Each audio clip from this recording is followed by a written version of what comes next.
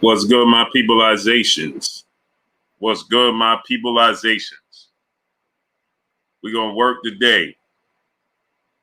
It's your boy Blue, man. What's goody with my peopleizations, man? Let's talk about it today. So we're going to have a special guest in the building today. We're going to have Zahir Raheem in the building today. He's going to be in the building today. So smash that like button as you come on in, my peopleizations, and let's work. Architect 1, Maurice McElroy, Leon Robinson, B. Pauly, Johnny Bryant, Anthony Maynard, Dogface, Young World, Darlin James, Donald Favors, Black Reality TV, David Scott III, Quan, D-Man Jr., Quentin Stewart, Steven Jackson, Brian Penson, John Watley, salute, NBA D Nice, Brothers UK, Ketty Peace 504, PLG Ski, Avery Black, the Jimmy J Smooth, Chris Jett, Ghetto Love, Isaiah Jones, Emmanuel Momo, Lights Out 973, Ryan Jefferson, Danny Allen, Take Your Cut, Bogart Skrilla, Quasi Omari, salute, Buddy B.A., Cursor, Dogface, Kieran Alexis, Jay Lee, Dapper Douglas, Marvin Davis, Freestyle for everyone, salute.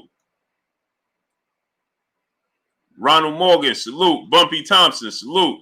Robert Kane, Mayor, Scant Rants, Corey Guyton, Mr. DJ, C92, Matthew Valentine, salute. Captain America, Damon Wiley, Kevin Brower, TZ Frank, my brother, Anthony Maynard, Dutch Entertainment, I Rock, Samuel Demise, Mark Wunderlich, David the Real Thomas, Montreal, Virginia Beach, Double Up Boxing, King Mac the God, salute. D Money, Robert Rich, salute. Smash that like button, people. We got 170 people. Let's get 170 likes. Yeah, we're gonna have we're gonna have Zahir Raheem in the building today. The model of plant-based pugilism, salute. That guy George, salute. I was supposed to have my brother Kurt Anderson in here today. Let me see if he coming in.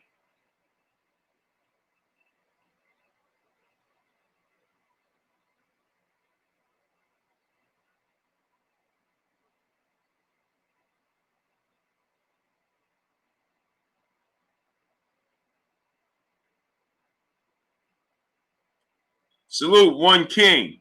Be that bitch. Peace and blessings, Queen. Mr. Knowledge, TC. Robert Kane. Super Mac Time. Salute.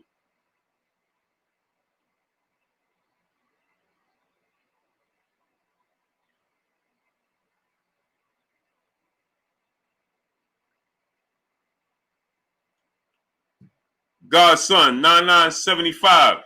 Salute. Wayne Jr. Salute. T. White, 0786. Gene Do. Salute. What's good, my peoples? What's good, my peoples? Geo James Khalil, 98. Salute. God's greatest. Salute. So listen. Errol Spence's approach. Rashad, 707. Salute. Marcus Williams. Salute. Errol Spence, before we bring on special guest Zahir Raheem in the building, Mr. Finesse, Dream Cooking, salute. Smash the like button. We got 190 people. We should have 190 likes.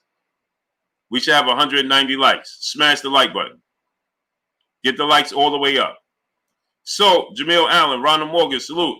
So with that said, I was thinking about this, and the approach from Errol Spence to the sport, Dimitri Cohen, salute. D. Hodges, salute. It's putting a lot of pressure on Terence Crawford to keep up, right? We already know that Terence Crawford is widely considered the best pound-for-pound boxer in the world, but the fact that Errol Spence is looking to fight the best, he's fighting tough fights every out, and he's victorious. He's elevating his status. He's elevating BG, salute. He's elevating, his profile in the sport of boxing. My brother LaRon Reviews in the building, salute. What's good with you, Ron? Go subscribe to my brother LaRon Reviews. Thomas Moreland, salute. Javon Freeman, salute. Smash the like button, man. Donate $1 to the super chat. Let's refresh it. Let's work. We already know what it is. So with that said, Errol Spence is putting a lot of pressure on him. Jose Diaz, salute. And why you say that, Blue? Why I say that? Terence Chavez, salute. is because Errol Spence, it's relentless pressure, and he's doing it. Some Mankin Jackson, salute. Yeah, let me know, Ron. Sam Uboya, Boxer Dad, salute. Ron, keep me posted. So, with that said, right, you got to understand that the fact that Errol Spence is fighting the Danny Garcia, back-to-back fights. You know, he had one fight in which he had to face his mandatory challenger, KGG 44. Salute. He said, not true. What's not true? Before you comment, you shouldn't. Before you comment, you should listen. So you're saying it's not true. What's not true? Tell us what's not true. Dogface, PLG Ski, salute. What's not true?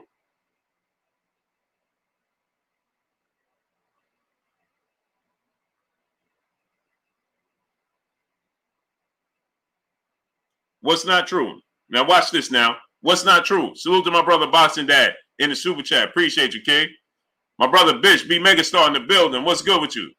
Gary Childress, Underground Asylum. Salute. Rod Neal, salute. So tell us what's not true.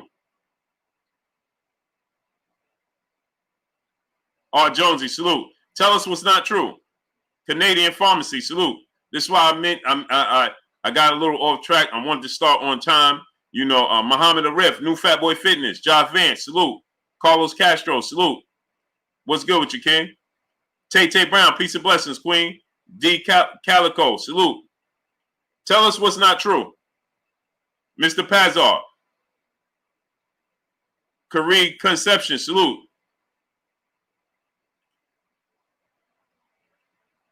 Jamario Sandifer, salute. Tory Beckford, salute. Tell us what's not true. Star City J, salute. My brother in the super chat. He said, salute, Blue Blood, salute to you, King. Where you go, King? You can't come here, say stuff, and then disappear. See, this is what I'm talking about. They put comments in there. Don't think I'm going to respond to it. Fred Holland, Brian Turner, Ronnie Robinson, salute. So tell us, explain to us what's not true. Sean Snowden, my brother. Justin Hawkins, salute. What's not true? Tell us what's not true. Warren Hannon, salute. Reg Loke, salute. Christopher Jernette, my brother, salute. He said, salute, boo. I'm gonna support my brothers on Cash App and PayPal. Appreciate you, King. Arnold Kennel, salute. Prince Tuamir, salute. Anthony Maynard, salute. He said he responded. What'd he say? D-Matt, salute. Bold One, salute. Jose Juarez, salute. What'd he say? I didn't see it. How I missed it. Victor Griffin, salute. How is he putting pressure on Terence? I am confused, King. That was you that said that? Napoleon Armstrong, IBT Immortal Boxing Truth. Salute. Miss me on one. Salute. Ice Cold Gooch. Salute. Garage Ben Lou. Big Zoe. Dr. Pablo Sled. Salute. Why is he putting pressure on him? Frederick Robinson. Montre. Lavelle Patterson. Salute. Where you go? Real Top Cat. My brother. Salute. Who said that? I lost who said that. Who said that's not true? Jamario, that was you that said that's not true? Who said it wasn't true? Fly High 89, salute. Big Zoe, salute. Who said it wasn't true? Who? Cause I got sidetracked. Who said it wasn't true? D-Lo 404 Boxing, salute. Jafari Caesar, salute. Who said that wasn't true? Kevin Del Sid, salute. Phil J 508, salute. Gold, my brother. Lake Nelson, salute. G Brown, salute. Black Alpha, salute. Free Smoke, salute. Who said that wasn't true? How did I miss that? Who was it? Quinton Uria, salute. Appreciate you, King. OPJ 5E, salute. Berto Sanchez, salute. Xavier Moses, salute. Who said it wasn't true? How I lost that? So anyway, this is why it is true. Because the level of opponents he's fighting, fight in and fight out. That's why. You can indirectly put pressure on your opponent. You don't have to be in a ring with them and physically do it. You mentally do it. You do it outside of the ring, right?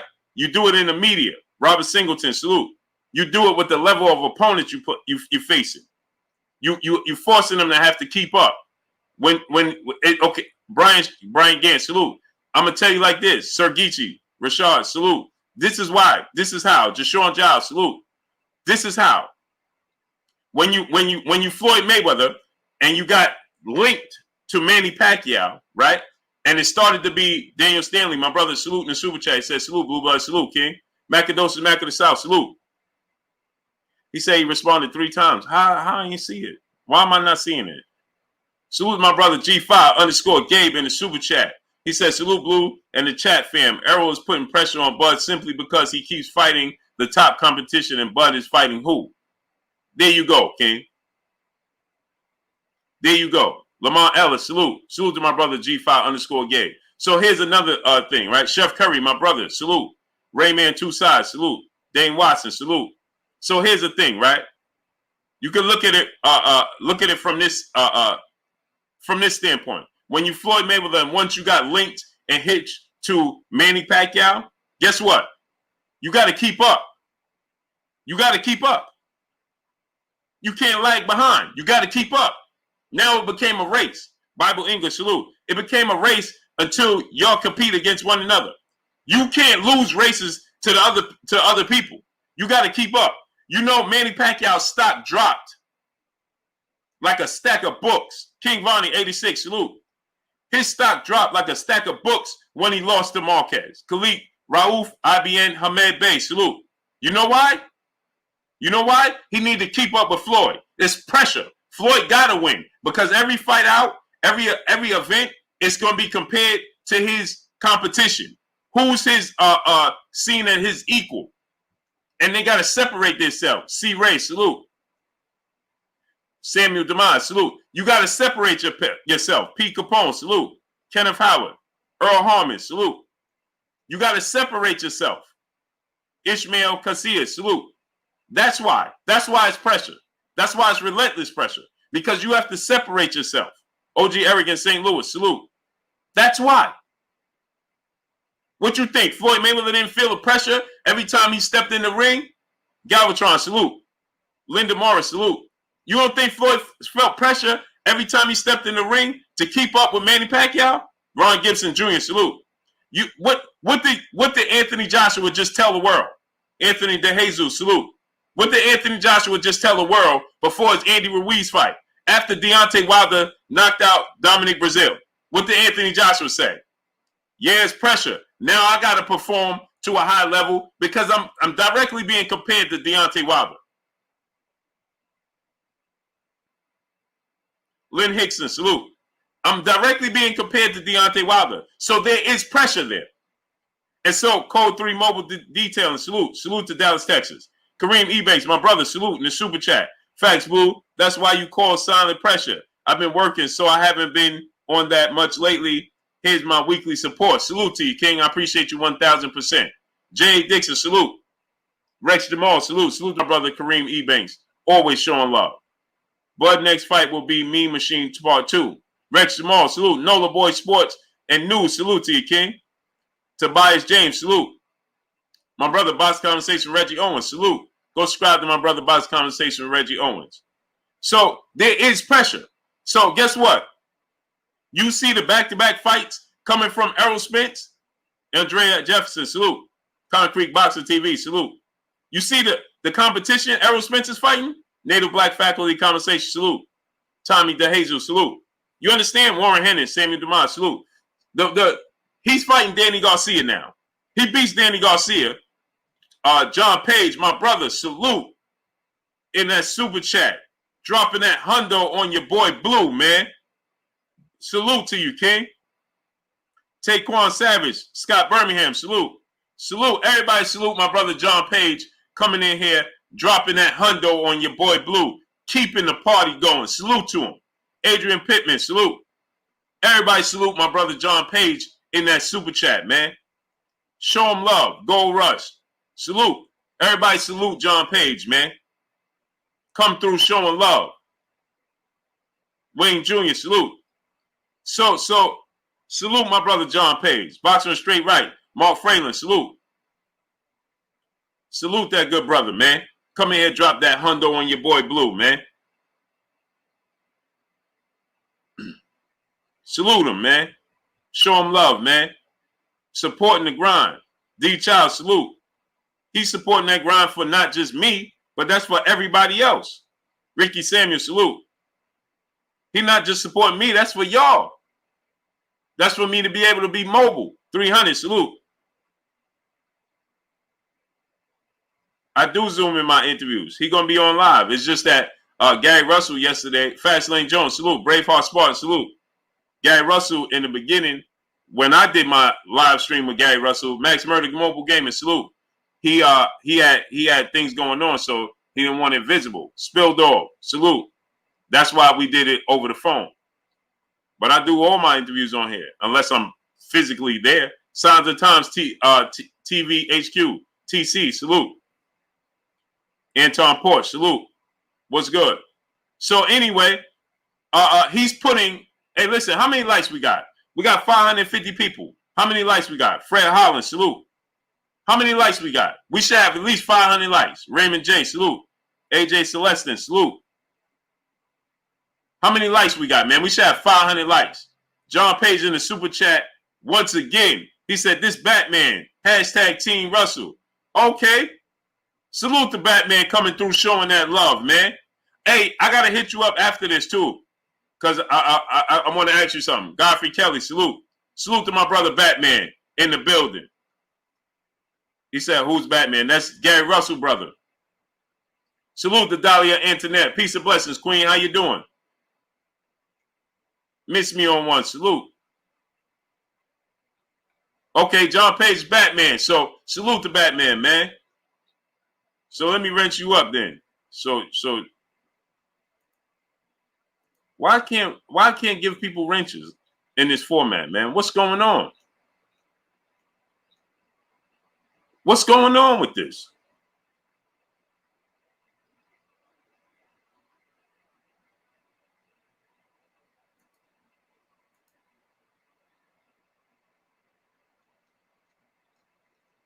Stay connected. Salute. Mill 5. Salute. I don't understand why I can't hand out wrenches and stuff in this format.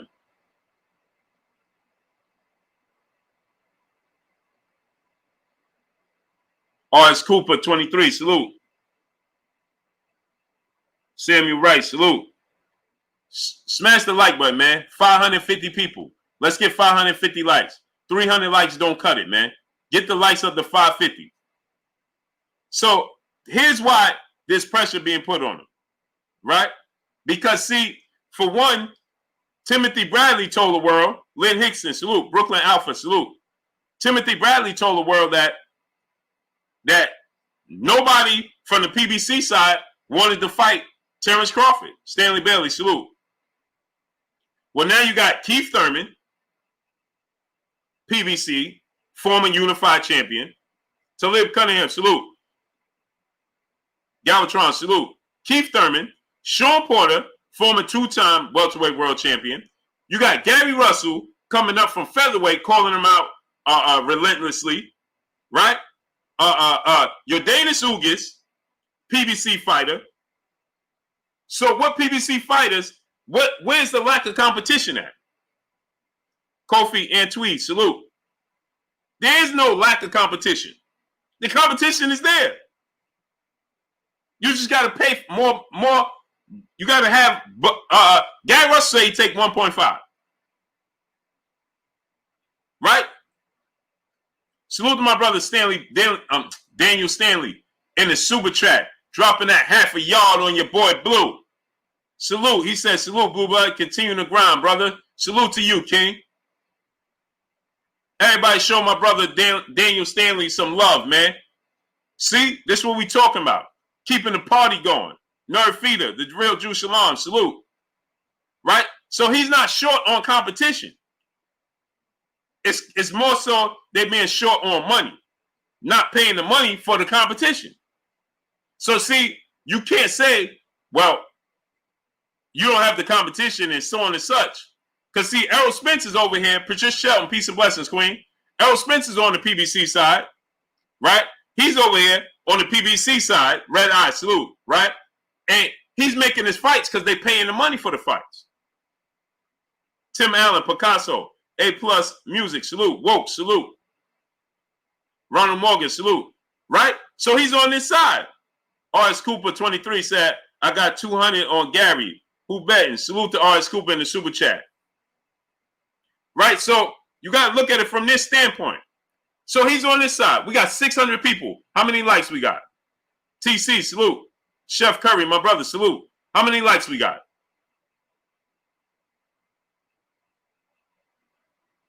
How many likes we got? King Poppy, salute. We should have at least 600 likes. How many likes we got?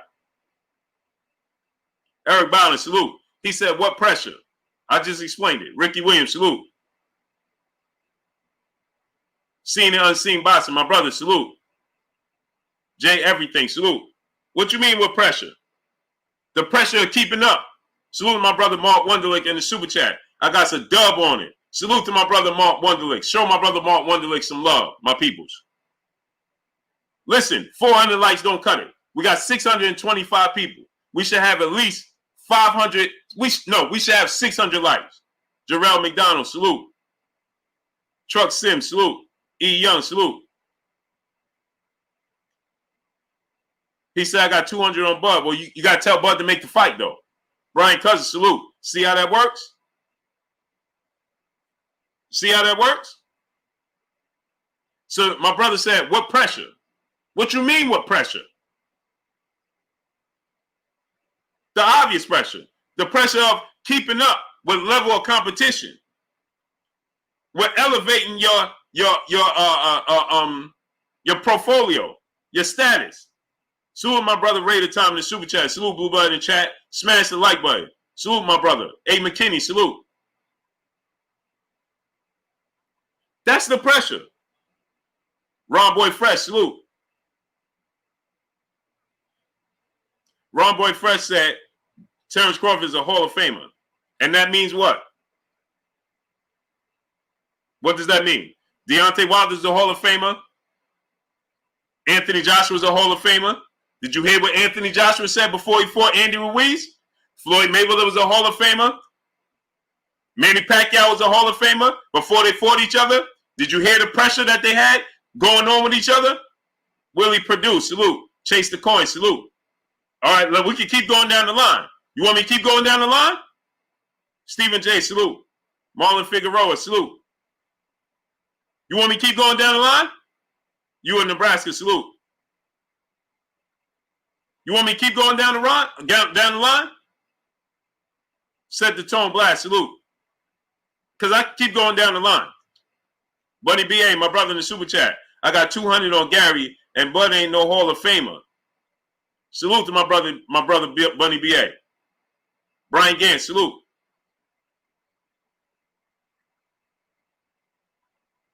The Shadow Assassin, salute. So we can do this all day.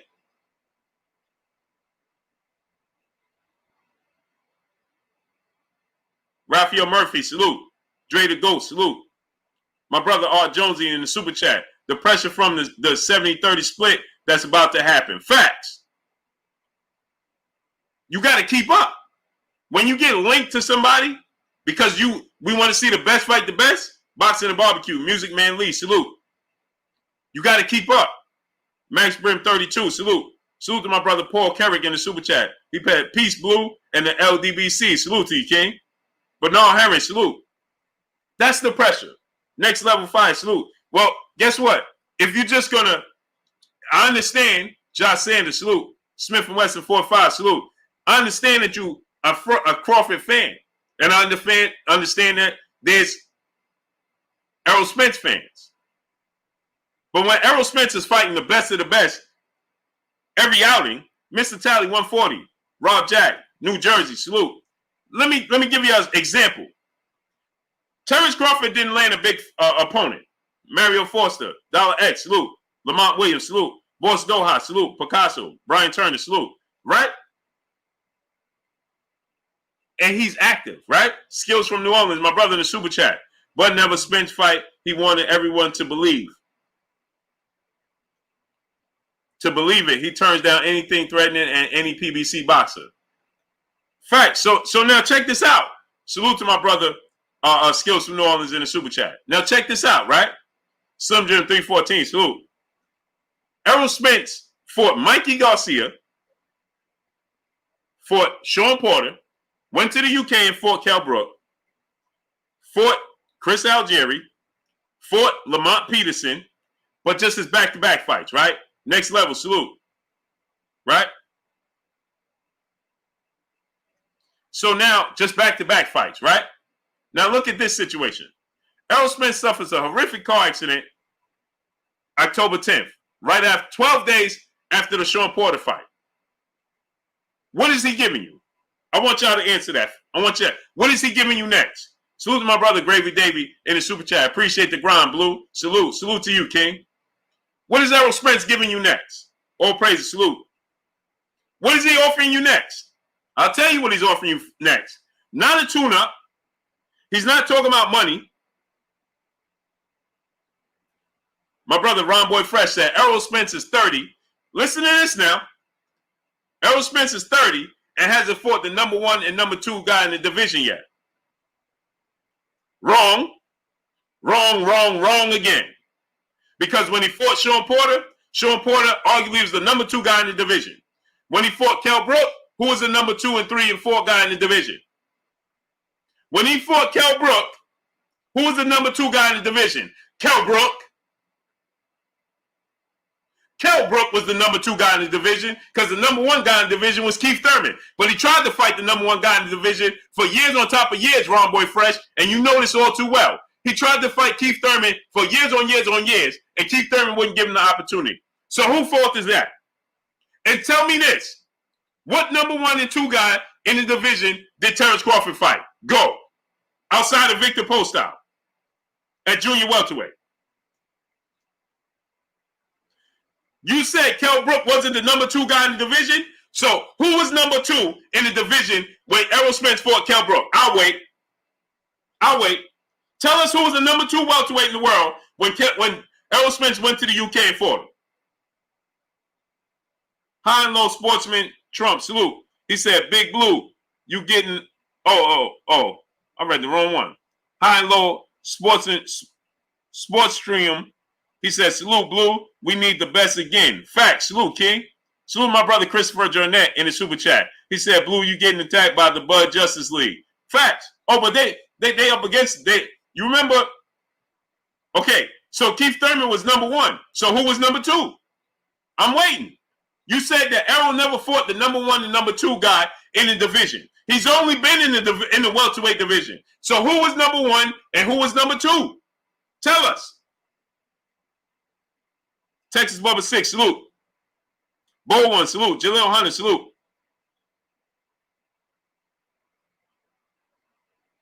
Skinny Hardaway, my brother, salute.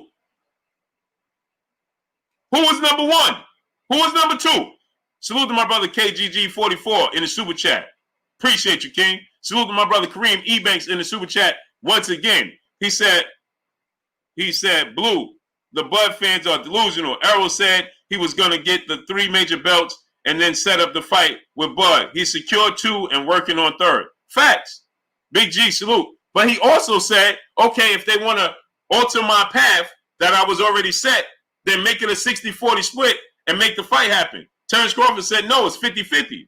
That's why it didn't happen. He said, okay, if I'm going to alter my path and my plans and fight you now, instead of going the path already set before you came to the division, no problem. But make it a 60-40 split. Make it worth my while to veer off my path. And they said, no, it's 50-50. He said, okay, I'm staying on my path until I get to you then. Plain and simple. Kareem Ebanks, salute. My brother Drew Titan in the building. Go subscribe to my brother Drew Titan. Dollar X, salute. Where my brother go? Ron Boy Fresh. Don't nobody care about Errol drawing our business plan. Ron Boy Fresh, I asked you a question and you're not answering it. Now you're moving the goalposts. Tell us who was the number 1 guy and the number 2 guy in the welterweight division when Errol Spence went to the UK and fought Kell Brook. Racked up. Salute. I don't care, racked up, if he was coming off a loss to Gennady Golovkin in a division that he jumped 2 weight classes and he lost to a guy that he should have lost to. That's not the point. I said, who was the best at welterweight? Anthony Ingram, salute. Antonio Hicks, salute. Mr. Anthony A. Graham Sr., salute, my brother in the super chat. Where you go, Ron Boy Fresh? Renee Bassion, salute. Rashard Marshall, salute. Lynn Hickson, salute. Ott B. Brown, salute. Yvonne Turner, salute.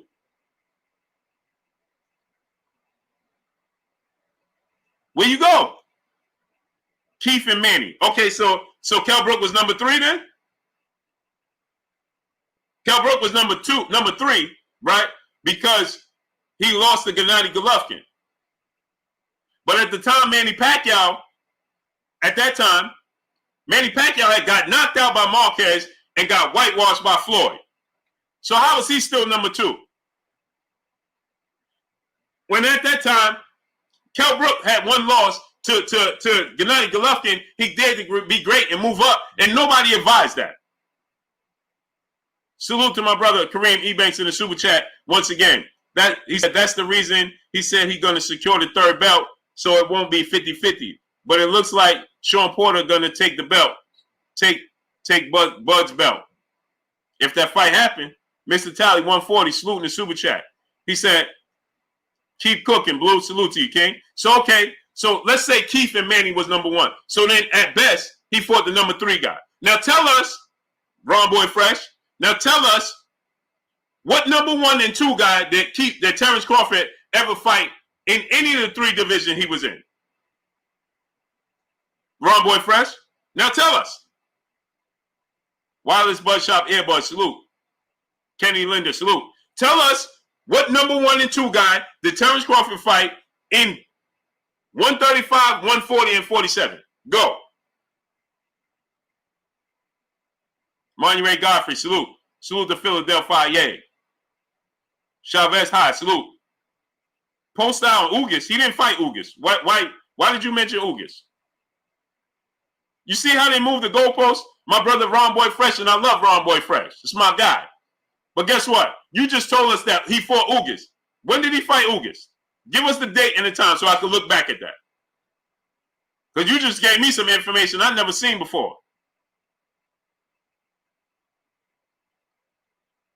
Sierra Earhart.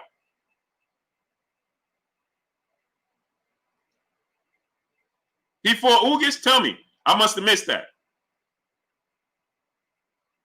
He couldn't mean Gamboa because Gamboa wasn't that. Gamboa wasn't even campaigning the way. He moved up for that 1 fight. So he couldn't have meant Gamboa. I said Victor Posta already, so tell us who else he fought. And actually, if you want to be technical, right, Victor Posta was number 3 in the division because Danny Garcia was number 1 or Terence Crawford was number 1 and vice versa, they was number 2. So if you had Terence Crawford at number 1 and then you had Danny Garcia at number 2 or vice versa, Victor Posta was at 3, just like you said Kell Brook was. Now tell us. Stephen Truitt, salute. Ndongo, stop it. Stop it. And we pushed for the Ndongo fight because we knew Terence Crawford was going to win that fight and it was for undisputed, right? But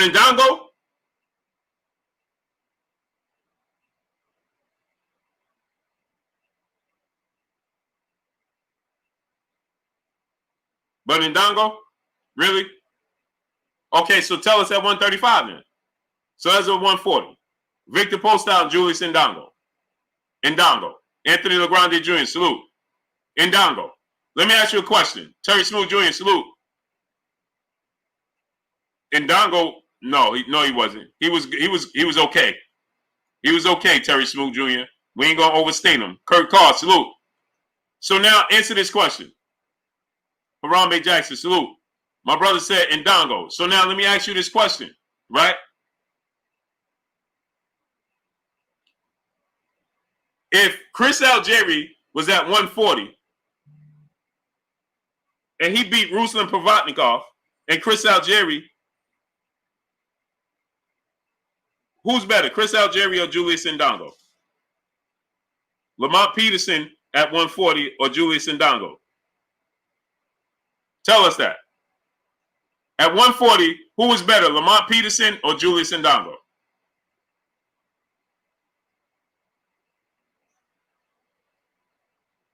Ron Boy Fresh, who is better, Lamont Peterson or Julius Indongo? Lamont Peterson or Chris Algieri?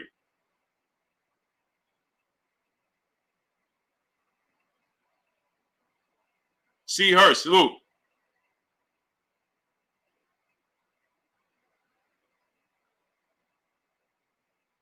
I'm moving the goalposts? No, I'm not moving the goalposts. I'm talking about Errol Spence's resume. Because you said King Turner Punch Charles 022. You said when is Errol faced the best number 1 and 2? So I'm showing you something. It don't matter who's ranked 1 and 2. I'm talking about the best opposition. Right? Lamont Peterson don't have to be ranked 1 or 2 to know that he's better than Julius Indongo. That's the point I'm trying to make. That's the point I'm trying to make. Because you said when did Errol Spence to fight the number 1 and 2 guy in the welterweight division. Real Boxing Facts host Big Rich. Salute my brother in the super chat. Appreciate you, King. So I'm asking you, salute my brother Big Rich, man. Go subscribe to my brother Real Boxing Facts. My brother Big Rich. So I'm asking you, just because you rank 1 and 2, does that mean you're the best in the division? Yes or no? Yamuk Ben Yah, salute. Yes or no? Because you rank number 1 or 2 in the division, does that make you the best in the division? Mario Copeland, salute. Retro Rob TV, where you been at? Rashawn Buckle, salute.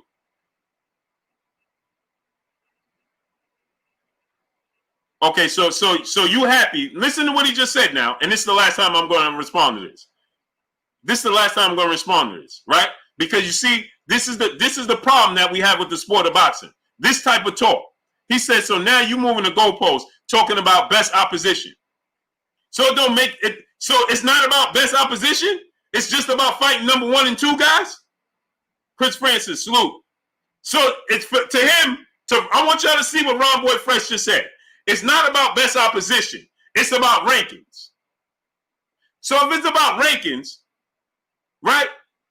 Then Floyd Mayweather was never the best because he didn't always fight just the number 1 and 2 ranked guy in the division. He fought the best opposition in the division. How does that make sense?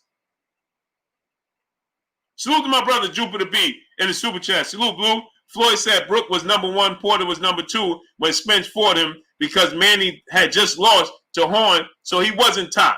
Spence beat number 1 and 2 welterweights. That's what we already said. He said that's not what I said. So what did you say then? You just said I'm moving the goalposts because I'm talking about best opposition. You said when did Errol Spence fight the number 1 and 2 guy? It don't matter if he ever fought the number 1 and 2 guy because he's fighting the best opposition. So what does that matter? How does that matter? So why did you even bring that up? He's fighting the number 1 and 2 guy.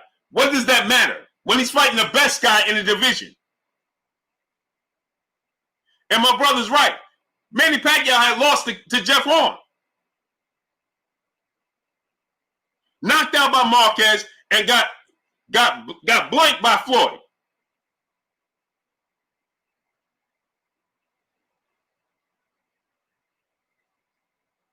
This is what's wrong with the sport.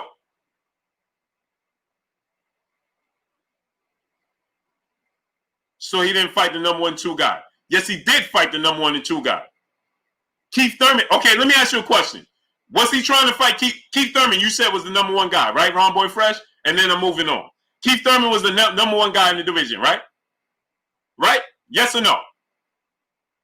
Lionel Witherspoon, my brother in the super chat. Keep hustling, bro. He said, God check on Mayweather channel.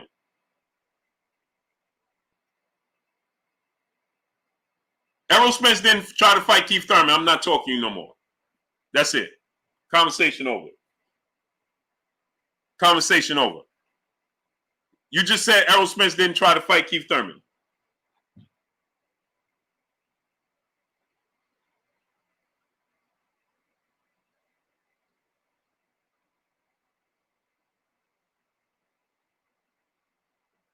Errol Spence didn't try to fight Keith Thurman. Come on, man. Stop. See, this is what I'm talking about. This is what's wrong with the sport of boxing. It's the fans. District of Columbia, salute. Okay, if Keith was number one, did Errol Spence try to fight Keith Thurman? Who didn't want to fight who? So you telling me the number one ranked guy in the division didn't want no parts of Errol Spence, and that's Errol Spence's fault? Andre Forbes, my brother, salute in the super chat. North Carolina here, salute. Blue Blood is the truth. Salute to you, King. So here's the thing. So Ron Boy, Keith Thurman was the number one guy in the division, right? And Errol Spence relentlessly tried to fight him. Did he not? Yes or no? Yes or no? D-Lo Dartridge, salute. Keith Thurman was the number one guy in the division. Did Errol Spence not go to Keith Thurman face-to-face live on Showtime and say, you the fight I want? And Keith Thurman say, you got to wait. Milton West, my brother in the super chat. Salute. Brian Mundy, salute. Did he not? Yes or no? Rock Regal, salute. When was the offer sent? All right, I'm done. See what I'm talking about? It's a simple yes or no question. Now you ask me when was the offer sent. Don't the A side send the offer? Wasn't Keith Thurman the A side? So a good question. Why didn't Keith Thurman send him the offer then? Now I'm asking you, why didn't Keith Thurman send him the offer? Because the A side sends the offer. True Hawk 903, salute. So the A side sends the offer. So you said, where was the offer? Errol Spence making Keith Thurman an offer when Keith Thurman was the A side? So why didn't Keith Thurman send him the offer then? Now tell us. Young Cautious YTE, salute. Tell us. Tell us why Keith Thurman didn't send him the offer. And why did Keith Thurman say that he was his version of Floyd Mayweather?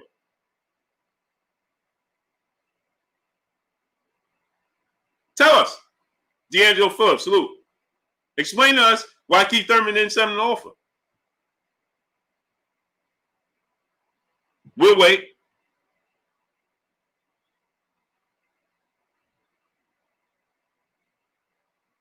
Tell us why didn't Keith Thurman, the A side, send Errol Spence the offer?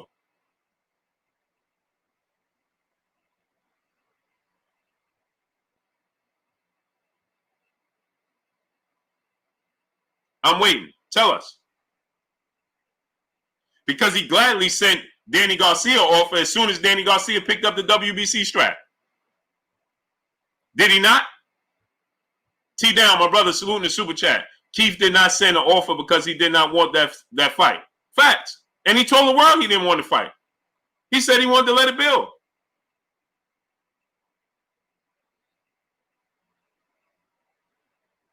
Marcel Miller, salute. Anthony Moore, salute. So tell us why he didn't send offers. Okay, Ron Boy Fresh. So Ron Boy Fresh, why are we even having this conversation then? If you just said Keith Thurman didn't want to fight and he was avoiding him, then how's that Errol Spence fault he didn't fight the number 1-2 guy? Please explain that to me. Why was that even a question? Why is that even a topic? If he tried to fight the number 1 and 2 guy consistently over and over and over again, why would that be a topic? Because it's not his fault he couldn't get the Keith Thurman fight. Now, is it? He sat there with the number 1 guy numerous of times and almost got to the point where it became he was desperately trying to get the Keith Thurman fight and he wouldn't fight him. So why would you say Errol Spence didn't do nothing? When did he fight the number 1 and 2 guy in the division? He also tried to fight, let's say, by your standards, Manny Pacquiao was the number 2 guy, right? He also tried to fight Manny Pacquiao. And Manny Pacquiao didn't want to fight him. After his fight, his last fight with Mikey Garcia, Pacquiao got in the ring and he wants to fight the loser instead of Errol Spence. So explain to us, he couldn't fight the number 2. All right, I'm done, man. I'm done. Now you're saying when did I say Errol Spence didn't fight nobody? So why did you even bring that up? Salute to my brother Drupal to be in the super chat. Floyd tried to have Keith and EJ on his undercard, and Keith Thurman said no. Salute to my brother Drupal to be in the super chat. Now you're saying I never said Errol Spence didn't do nothing. So why would you bring that up? Tamika Gibson, peace and blessings, Queen. How does that? I don't understand. Why did you bring it up then? Why did you say, when has Errol ever fought the number 1 and 2 guy in the division? What did you say that for? Steve J, salute my brother in the super chat. He said, the Bud Justice League never stops. LOL, salute, Blue. So if you never said that, and that's not what you meant, then why did you even bring it up?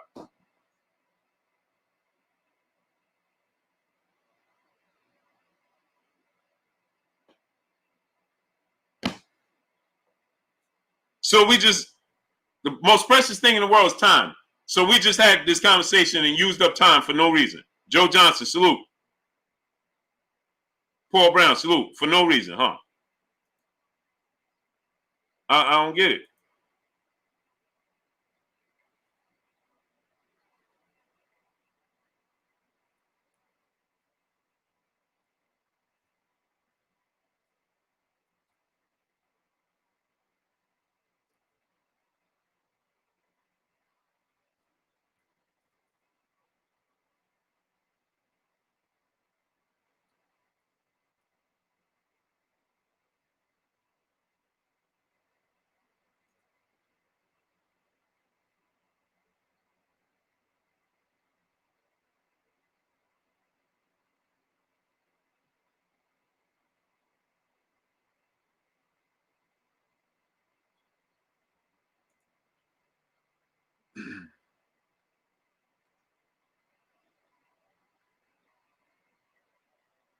General Long, double R, real rap, salute.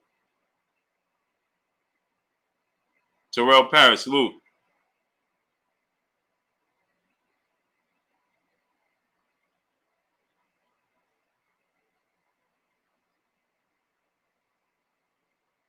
Risa Nunn, salute. Play hard, salute.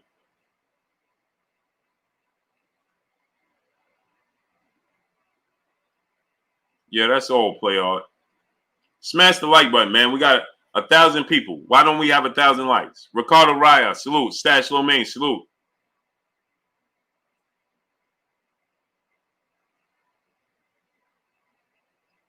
Sinstrong TV, salute. Terrell Paris, salute. Two Flats. Jamie Kyle. Quan 43, my brother, salute. Basharala Chapash Ben Yawada, salute. Eddie Town, salute. Smash the like button, man. The Woods 1477, salute. We should have 1,000 likes.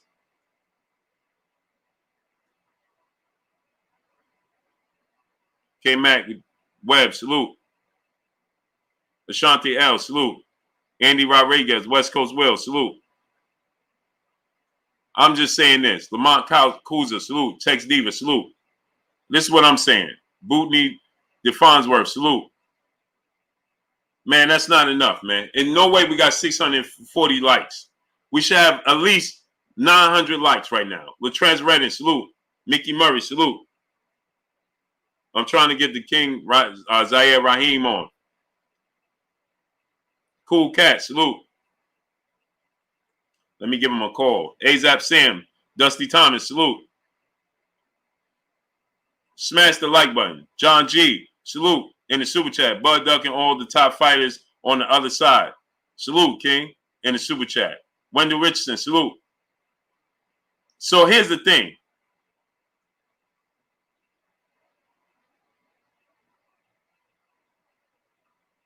Says, so how many years do we have to wait for Errol to clear out the 147 division and move up? I give it a year and a half, maybe. Dante Gilbert, salute. Young Bruce, salute. Smash the like button, man. Get the likes up. Get the likes all the way up.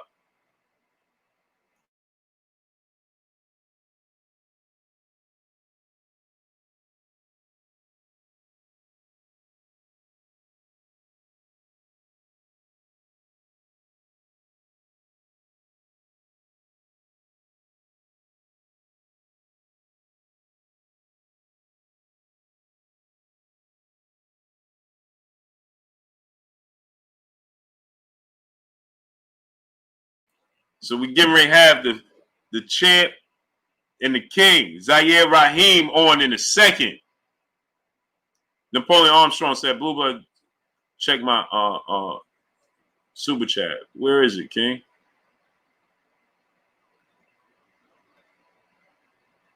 Oh man, Napoleon Armstrong. I apologize. I can't find it, man. Just tell me what you said. I apologize.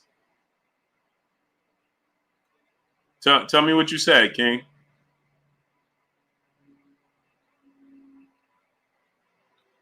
Action Jackson, salute. Napoleon Armstrong, tell me what you said. NBA fans, salute. Smash the like button, man. Get the likes up. We should have at least 900 likes. Smash the like button. Smash the like button. Get the likes to 900. H, salute. What's good with you, King?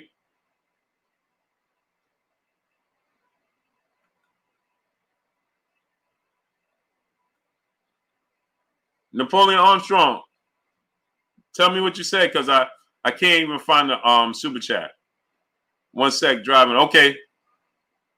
Marcus Cousette, salute. Jay Barnes, salute. Jay Barnes, 2696, salute. What's good, King? Y'all see they playing with the numbers again, right? It's dropping every 2 minutes. It's dropping. Sensor Dre, salute. Green Hulk Dunham, salute. Mellow S, salute.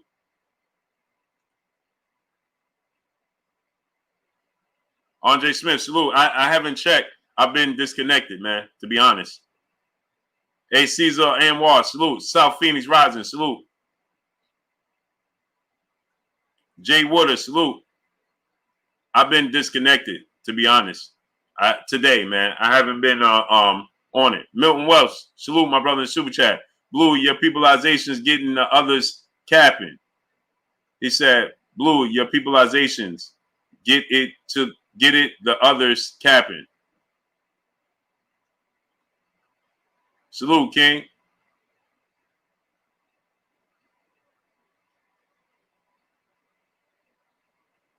Look like Joker's trying to age out Bud. Come on, man. Ron Boy Fresh, stop it, man. Who trying to age out Terence Crawford? Explain to me that. Stone Love, salute. Knuckle Up Sports, salute. Who trying to age out Terence Crawford? How they trying to age him out? Show before I even respond to that. Tell us how and who's trying to age him out. Drink more water, salute. Jerry M, salute. The welterweight division is trying to age him out. Who?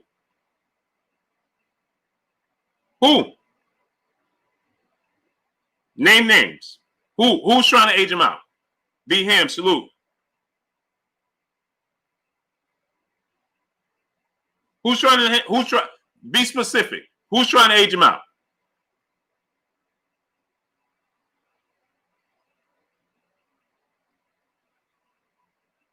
Trap Lord said they're trying to push a narrative that Bud don't put people in the seats. They're not trying to push a narrative. The proof is in the pudding. When he did his last pay-per-view, 2 pay-per-views combined, how much did they do? Midwest Boxer, salute.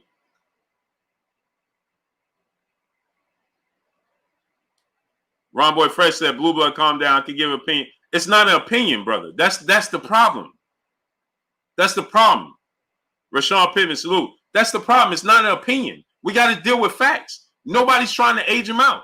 It's not an opinion. Not Israel, salute. It's not an opinion. It's an opinion when you say who would win. If it's my opinion, who will win? Errol Spence or Terence Crawford? Now I can give you my opinion, right? That's an opinion. But when you going off of the narrative and you saying Sean Porter's looking to fight him and he said no, Keith Thurman's looking to fight him and he said no, and these guys are looking to fight him and he say no, that's not an opinion anymore. That's choice. There you go. We got him in the building. Yo, we got him in. Finally got him in the building, man. How you feeling, King? Good, King. What's happening with you, my brother? Oh man, nothing, man. I'm just I'm just graceful to have you on, man. Oh man, I'm blessed and honored, my brother. I'm honored. Thank you. Yes, sir, man. You know, you one of the first guys that drew me to the sport with your ring walk. Yeah, with your ring walk and you know your how you carried yourself. You know what I'm saying? Your confidence, you know, drew me, was one of the reasons I was drawn to the sport. You know, that's amazing you said that because it's a story behind that, you know. And I was signed to Top Rank at the moment coming out the Olympics. Now, before you get into that, just explain to people who you are for the young generation that might not know. I'm on the wrong side of 40, so I know. You know what I'm saying? Me too. Yeah. So just break down to the people, you know, who you are, where they can find you, and things of that nature before we get into it. Yes, sir. My name is Zahir Raheem, 1996 Olympian with Floyd Mayweather, Fernando Vargas, David Reed, Roshad Wells, Antonio Tarver, Nate Jones. The list goes on. You know, beat Erik Morales, beat a slew of other fighters, man, and enjoying life. I was 3-time junior Olympic champion, 4-time international champion. Been doing it since I was 10, consistently. I'm 44 now. I went from training. My last fight was 5 years ago. I went from training myself to going into the gym training fighters. I've been looking at this all my life. Is all I know, and that was a very difficult change for me. Going into that gym every day, knowing that I'm gonna put my life on the line for something, but knowing that I gotta go into a gym to put my life on the line for somebody else now. Oh, that was difficult. That was difficult. Yeah, that was difficult mentally. Right. Right. Mr. Pazor, he said Zahir must have felt like a king when he beat Erik Morales. Hey, I'm gonna explain that. After the fight, this is what happened. I mean, I wasn't surprised. I knew I was gonna win, so I wasn't surprised. I was overjoyed and thankful. That's something I prayed about, fasted about. I went up into the Sierra Mountains with my pop, my little brother said, "Come on, we got some work to do." A lot of it was spiritual. Right. So after I won the fight, I was overjoyed. Oh man, yeah, I won it. I turned around to Bob Bear and Todd the Buff like, yes, we did it. We did it. And they looked at me like, we ain't do it, you did it. And turned out, that's my promoter. Right. That was one of the worst feelings I ever felt in my life, to feel so betrayed at a moment that was so great for me. So monumental. Something that I put all my life to do. Right. And everybody wasn't happy. Right. How did that, but how did that feel? Because I didn't notice it when you beat Erik Morales until I heard you say that they wasn't happy. So I went back to watch it to see their reactions. Wow. You know what I mean? And I never realized that because, you know, just in the moment, I'm like, oh, you want, you know what I mean? Like, that's my team. Right. This is my second time signing with him. I signed with him right after the Olympics. The relationship didn't go too well. They released me. I fight my way back. They offered me another deal. I signed it. And that's what led to that fight. Wow, man. So they signed me as a guppy. They didn't really sign me to move me, to help me, to build my career. They signed me as a guppy for him. And see, things like that is important for the boxing fans to know, because that just goes to show what goes on behind the scenes that the fans don't realize and don't know, because your promoter, they should be 50-50 at that point. How they clearly on one side of the fence, like you said, and they didn't expect that, you know, for you to come up in that moment like that. No, they didn't expect it at all. They didn't expect it, but I did. And the thing about it was, I was a kid. I fought my way there. I didn't read my way there. When they gave me that contract, I read as much as I could. But I know they told me I'm going to enter into a tournament on HBO that I want to fight. I didn't care fight who. That's all I ever wanted. I didn't look at the details. Yes, I wanted to fight. They said, oh, you want to fight? They were surprised. Was I supposed to say no? Right. They said it's going to be a tournament. Pacquiao going to fight Vasquez. You going to fight Morales. The winners fight each other. I'm like, what? That's an opportunity of a lifetime.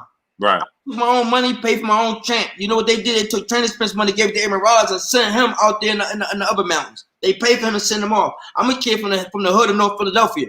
I fought my way there. But my team wasn't with me. They didn't want me to win. I didn't know it, but I know one thing. I was there to win. Right. I was there to win. Right. I gave everything I had. So when I went up there and prayed and I focused and thought about, I didn't watch TV. I don't know that they're promoting a fight for me to lose. I don't know that. Right. I'm up there praying, fasting, and all I'm thinking about is victory. Right. When I got to the stadium, I was in the Lakers dressing room all to myself, okay? Just so you can understand the magnitude of this fight. Mm-hmm. When I walked outside of that stadium and seen 20,000 people cheering for the God Gray fight. Wow. Yo, they start throwing stuff at me. Wow. Imagine that. I had to walk through that into that ring. Right. But the feeling, when you ever heard, man, God said when he's with you, who can be against you? Right.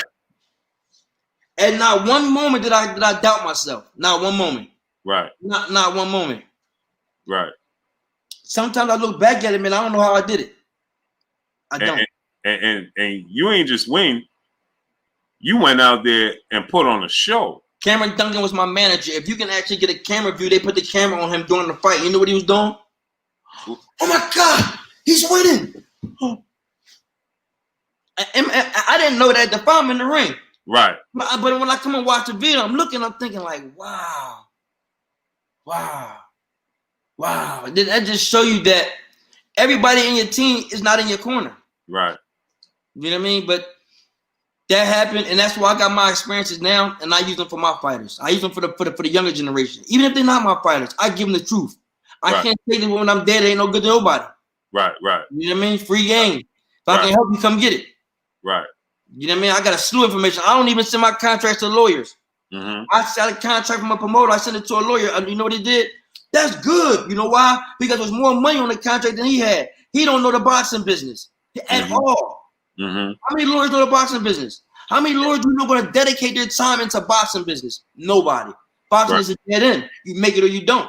You dedicate your life to it, and you know what you get back? Whatever you got at that moment.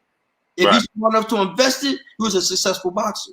If you wasn't, then you end up like the rest of the fighters, the more common fighters. Right. Because they didn't go to school for economics or to read, so you can get the money, but now do you know what to do with the money? Mm-hmm. What they gonna do? They want to live like who? Who is the neighborhood hero? Right. The drug dealers. Right. So when you get that money now, what you doing? Blowing everything, making it rain. Mm-hmm. My brother, Box Conversation, Reggie Owens, he said, "What happened to the Pacquiao fight? Pacquiao ducked you." You know, it's funny you guys said that because he did. They offered me that fight, and I signed it. I didn't sign a deal for it. They verbally gave it to me. I was young, I didn't know. But when the contract came up and I won, I said, "Okay, where the fight at?" They didn't want it. Like I said, they was already mad at me when I won, so I see that. Oh, I messed up the deal. Mm-hmm. But guess what? I think that fight, that's a good fight. Mm-hmm. That's a good fight, and I think that'd be a good fight in Dubai. Right. I think that'd be an excellent fight in Dubai. And you still in shape.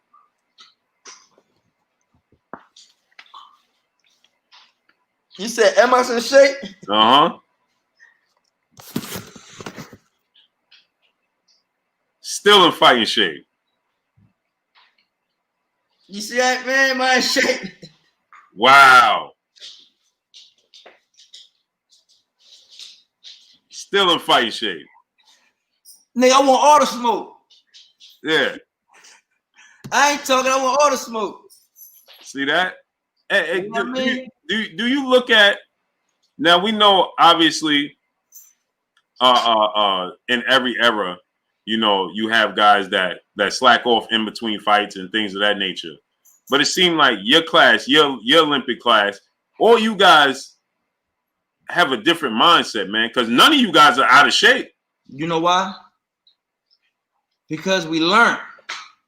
And when you dedicate your life to a sport like that, and then you begin to realize, dang, I wasted so much of my life, and I learned a lot during the way from a lot of mistakes you make. And then you begin to realize that, wait, I done invested 30 years into my career, and now it's not paying me no more. Mm-hmm. So now you got to reinvent yourself. Mm-hmm. Well, how you going to do that? You didn't go to school while you was boxing. You don't have a degree. Mm-hmm. What you going to do? Go look somewhere for a job? Right. Or you going to stay true to it? Right. Everybody's decision is different. You know what I mean? Some people believe more than others. I never stopped. I'm still in the gym every day, and I thank God that I'm in the position to do that. Right. You know what I mean? I'm going in there giving the game man to the kids. You know what I mean? Teaching them that they can make it just like I did. Right. And when I was 11 years old, man, I was involved in a murder in North Philadelphia. Mm-hmm. In the streets, one of my mom and dad was addicted to crack cocaine. Mm-hmm. When I was 12 years old, I was in Dublin, Ireland, fighting for the Junior Olympic Championships of the world. Never went back. I fought my way out the hood. Mm-hmm. Never stopped. Well, prayed my way out the hood. How about that? Right. You know what I mean? I thank God, man. And that's the difference. The discipline. A lot of people don't understand. It seems like a lot of today's time is instant gratification. We like microwave. We in microwave era. Right. The video. But grinding, getting that work, they too busy acting like they doing it instead of doing it now. Mm-hmm. But it just everything is evolving, you know, just like back in the day, you know how it be. Some guys, they go spend all their money on the car, ain't got nowhere to live, or still living with their mom, backwards thinking, always acting like we're trained to be something you're not. Right. That's a fact. Just life, man. You know what I mean? Life, people.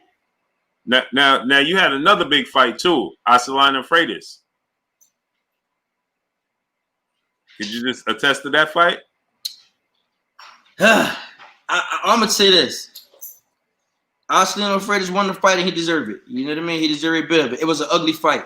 People say, why was the fight so ugly? You know, it was an ugly fight for more than one reason. For one, it was weight problems. Mm-hmm. So when you look at me today, it's because I didn't have when I was training. You know who I trained with until I was 13 years old? Me and Floyd Mayweather. 10 to 13. You know what I mean? Up in Marquette, Michigan. I went to Marquette, Michigan. I left home at 12 years old. Mm-hmm. Before my way, I left home. I didn't want to be home no more. My mom and dad was addicted to drugs, man. So I left and went to Marquette, Michigan. I got a scholarship up there with Al Mitchell, Vernon Forrest, and the rest of them guys. So I go up there and I take that, and you know, I didn't want to go back home, and I stayed up there and trained, man, and trained, and it opened up door after door after door. When I was 14, I was going to training camps. Wow. Going with the pros, Junior Jones.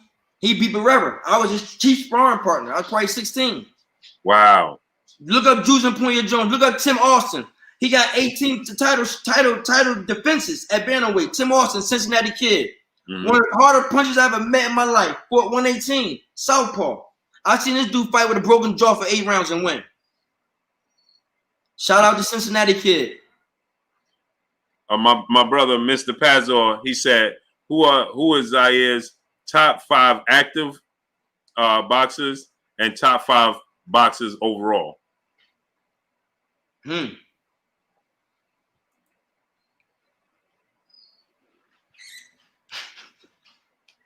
I refuse to say.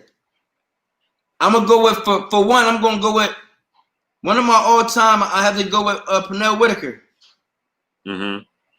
He was a teacher and a mentor of mine. God, you know, may he rest in peace. God bless his soul. He's very influential in my career. I used to watch him before I met him. You know what I mean? One of them type situations. Did a lot of sparring with him, a lot of training with him. But he's by far, I had to say, one of my greatest. My next is going to have to be Floyd. It's going to have to be. I done trained with him. I sparred with him. I'm so proud of him because I watched how hard he worked to get there. I watched how hard he worked to get there. You know what I mean? We was there together. I watched him. I watched him cry when he lost to Augustine Sanchez. And the Olympic trials, box offs in California. We in the same hotel room. He cried. I said, man, I'm quitting. I said, boy, you can't quit, man. Your dad just got locked up. You got to do it for him. Mm-hmm. Now you with Uncle Raj. We in California. He crying in the hotel room. Man, you can't quit. What's wrong with you? Now, was he really going to quit? I don't know, but he believed he got robbed in the fight. He went on to beat him and go to the Olympics and get a bronze medal and do well. And you know who he is today. Mm-hmm. Mm-hmm. Experience, man. Experience. My brother Lawrence Williams, he said, ask the champ, do we have any stories of Malik Scott?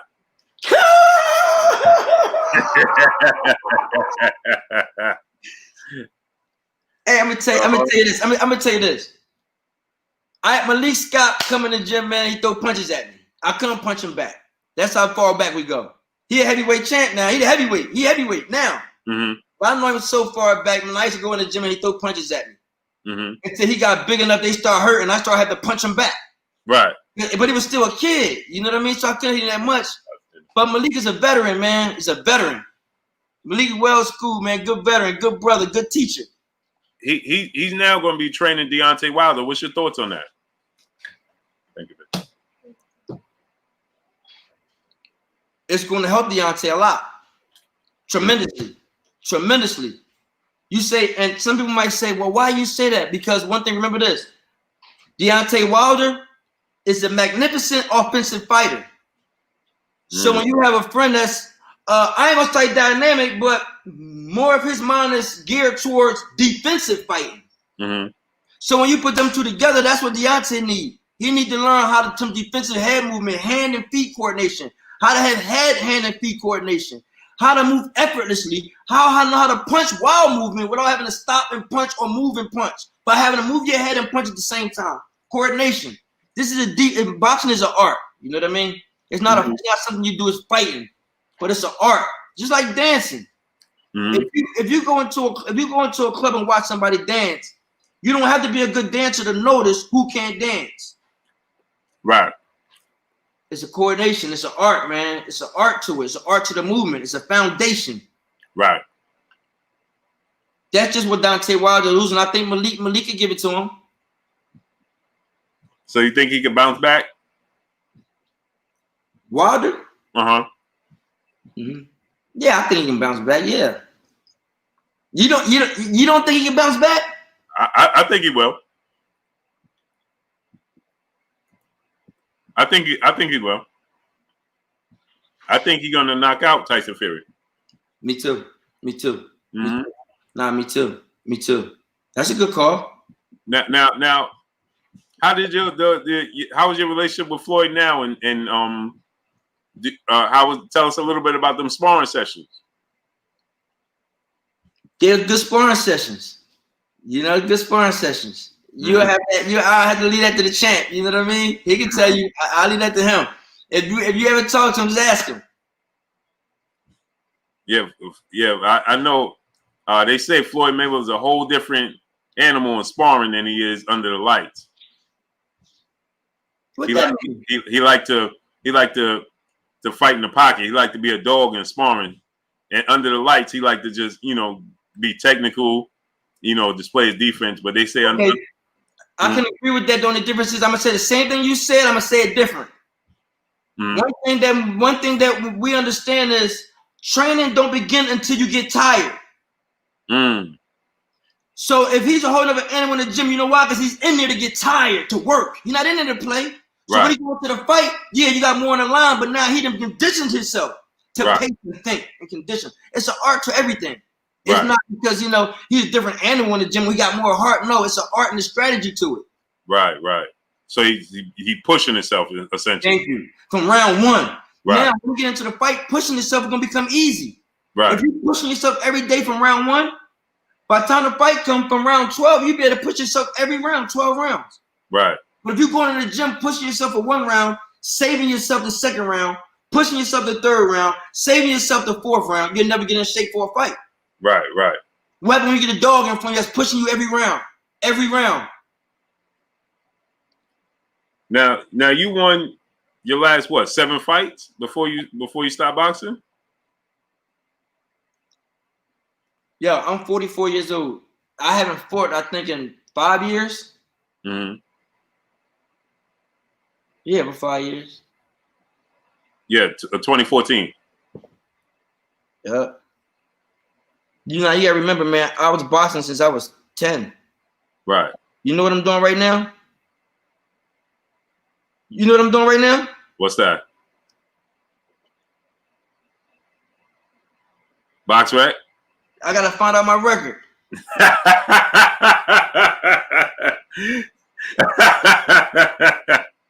Man, I'm glad you said that, right? Because that's the truth. Right. I'm glad you said that, right? Because me as the fan, of course I'm going to keep track of it. You know what I'm saying? But you as a boxer, do you keep track? I mean, like you said, you've been boxing since you was 9, 10 years old, man. You have so many fights total in your career. Like, do you keep track? Do you remember? Now you gotta remember when you actively fighting, even if you got 2 years off, you are always getting the question. What's your record from interviews, people, what's your record? So you're gonna always be repeating that. But once something happened, you retire, and 4 or 5 years go by, you ain't fighting, and you're not repeating that number no more. Yeah, I forget it. Literally, I forgot it. Take it down. Yeah, that's I always been curious of that, man, because I play football, and when I played football, I never really went to watch other games, unless it was on TV. I never, was interested in stats, like you just don't know those things that the fans and the media would know from the outside looking in. You don't really keep those, the records in your head. You go back and look. So I always wonder, like boxing, obviously Floyd Mayweather never lost, so he don't have to, it's more difficult in the amateurs. Right. Because you fight maybe, 5 times a week. Right. You do that for 3 years, that's hard to keep count. Right. As a pro, it's easier. Right. You know what I mean? Right. I got 30 fights probably my first year as an amateur. Wow. That's fight every weekend, man. It wasn't every week, every weekend. Wow. Now, what advice would you give kids that's coming up, getting in the sport of boxing? I got a son that's just turned 9. He's in the sport of boxing. What advice would you give? Ask that question.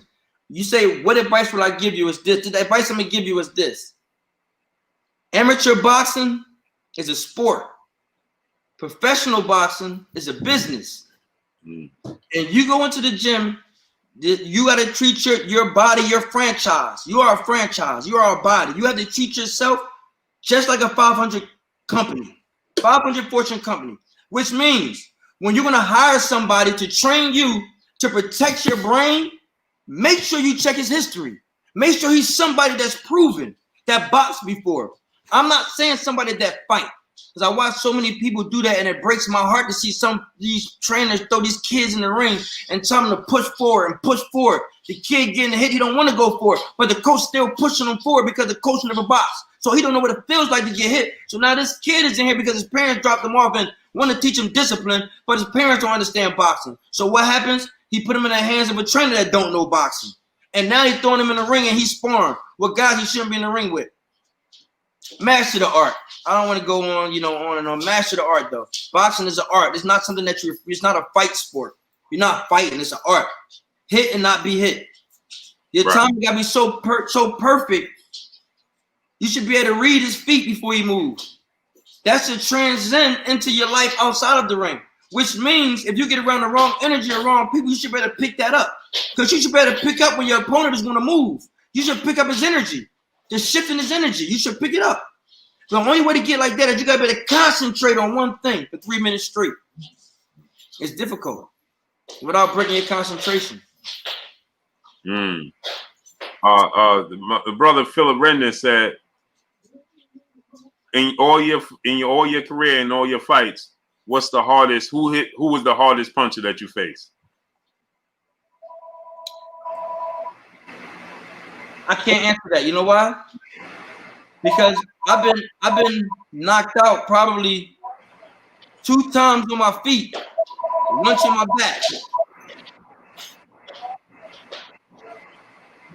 I can't tell you who hit the hardest. You know what I mean? It's no saying. And you get hit by a car and get hit by a truck, you ain't gonna know who hit the hardest. It's gonna feel the same after 40 miles an hour.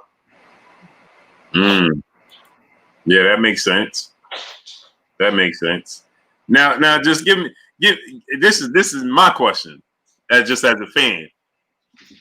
You was getting ready to get into it. Your history, your ring walk, and your approach to it. What fight? For all your fights, the crown. Obviously we understand it's self-explanatory, but what just went into it? What got you to say, you know what? Like for instance, Mike Tyson, we know he just threw the towel on, black socks, and walked to the ring. What's the mindset of Zahir Raheem? His is it a mental play on your opponent, or is it just for you? You mean my uniform? Right. My uniform was for me because my promotion, I was signed to a promotional company and I was signed to a team that wasn't for me. I wasn't getting pampered. I wasn't getting built. They wasn't putting me in the right fight for me to win. They wasn't putting me on the right TV channels to build me as a fighter. They wasn't promoting and marketing me as the next best thing coming out. I wasn't getting that. I was taking my fight money and paying for billboards in Philadelphia, Pennsylvania. 3 and 4 of them. $1,500 a piece a month. Clear channel. I had to promote myself. My company wasn't doing it.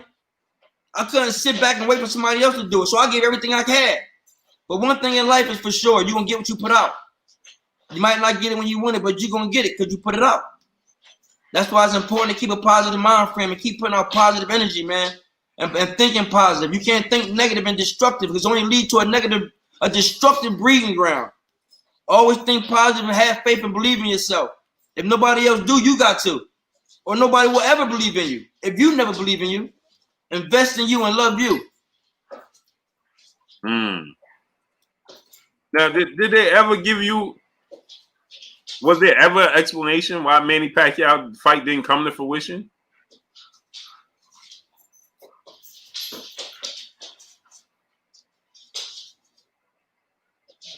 Because I was young and I didn't have a lawyer to represent me when I signed the contracts. That's just the bottom line. I was told it was a tournament we was going to fight. It didn't happen. I couldn't force the issue. Legally, I didn't sign the documents and make sure that my T's was crossed and my I's was dotted. I didn't do that. I was young. I didn't have a mom and dad looking over my paperwork. Only thing I knew was when I looked at the contracts was the numbers right. How long was I going to be in this relationship? That's what I looked at. But there's a lot more to it than that. Yeah, that's the business part playing the sport of boxing, boy. Get a lot of people, man. Get a lot of boxers. A lot, man. A lot.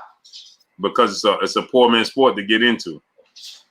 I'm glad you said that, because I was talking to somebody and they were trying to figure out. They said, man, what made you train fighting and get into it? I said, because I believe I was an underachiever.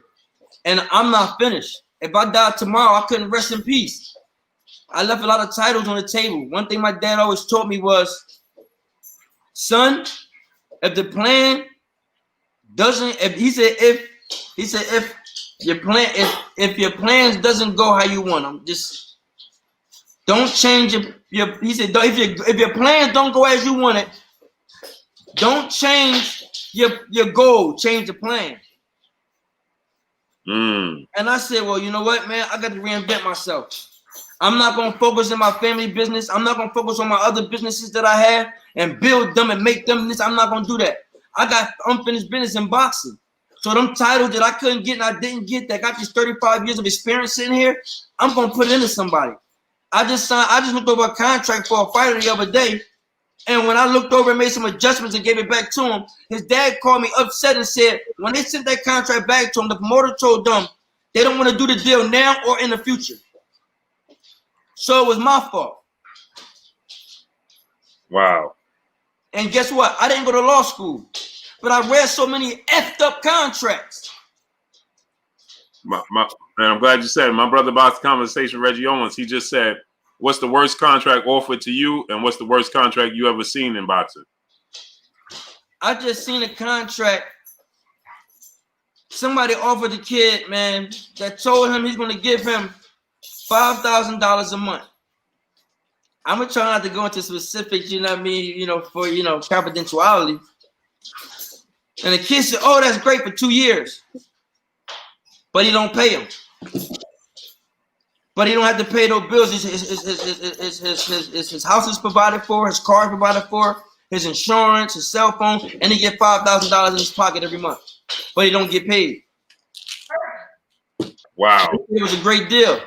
But they didn't see the loopholes. He also took percentage of his right, of his image.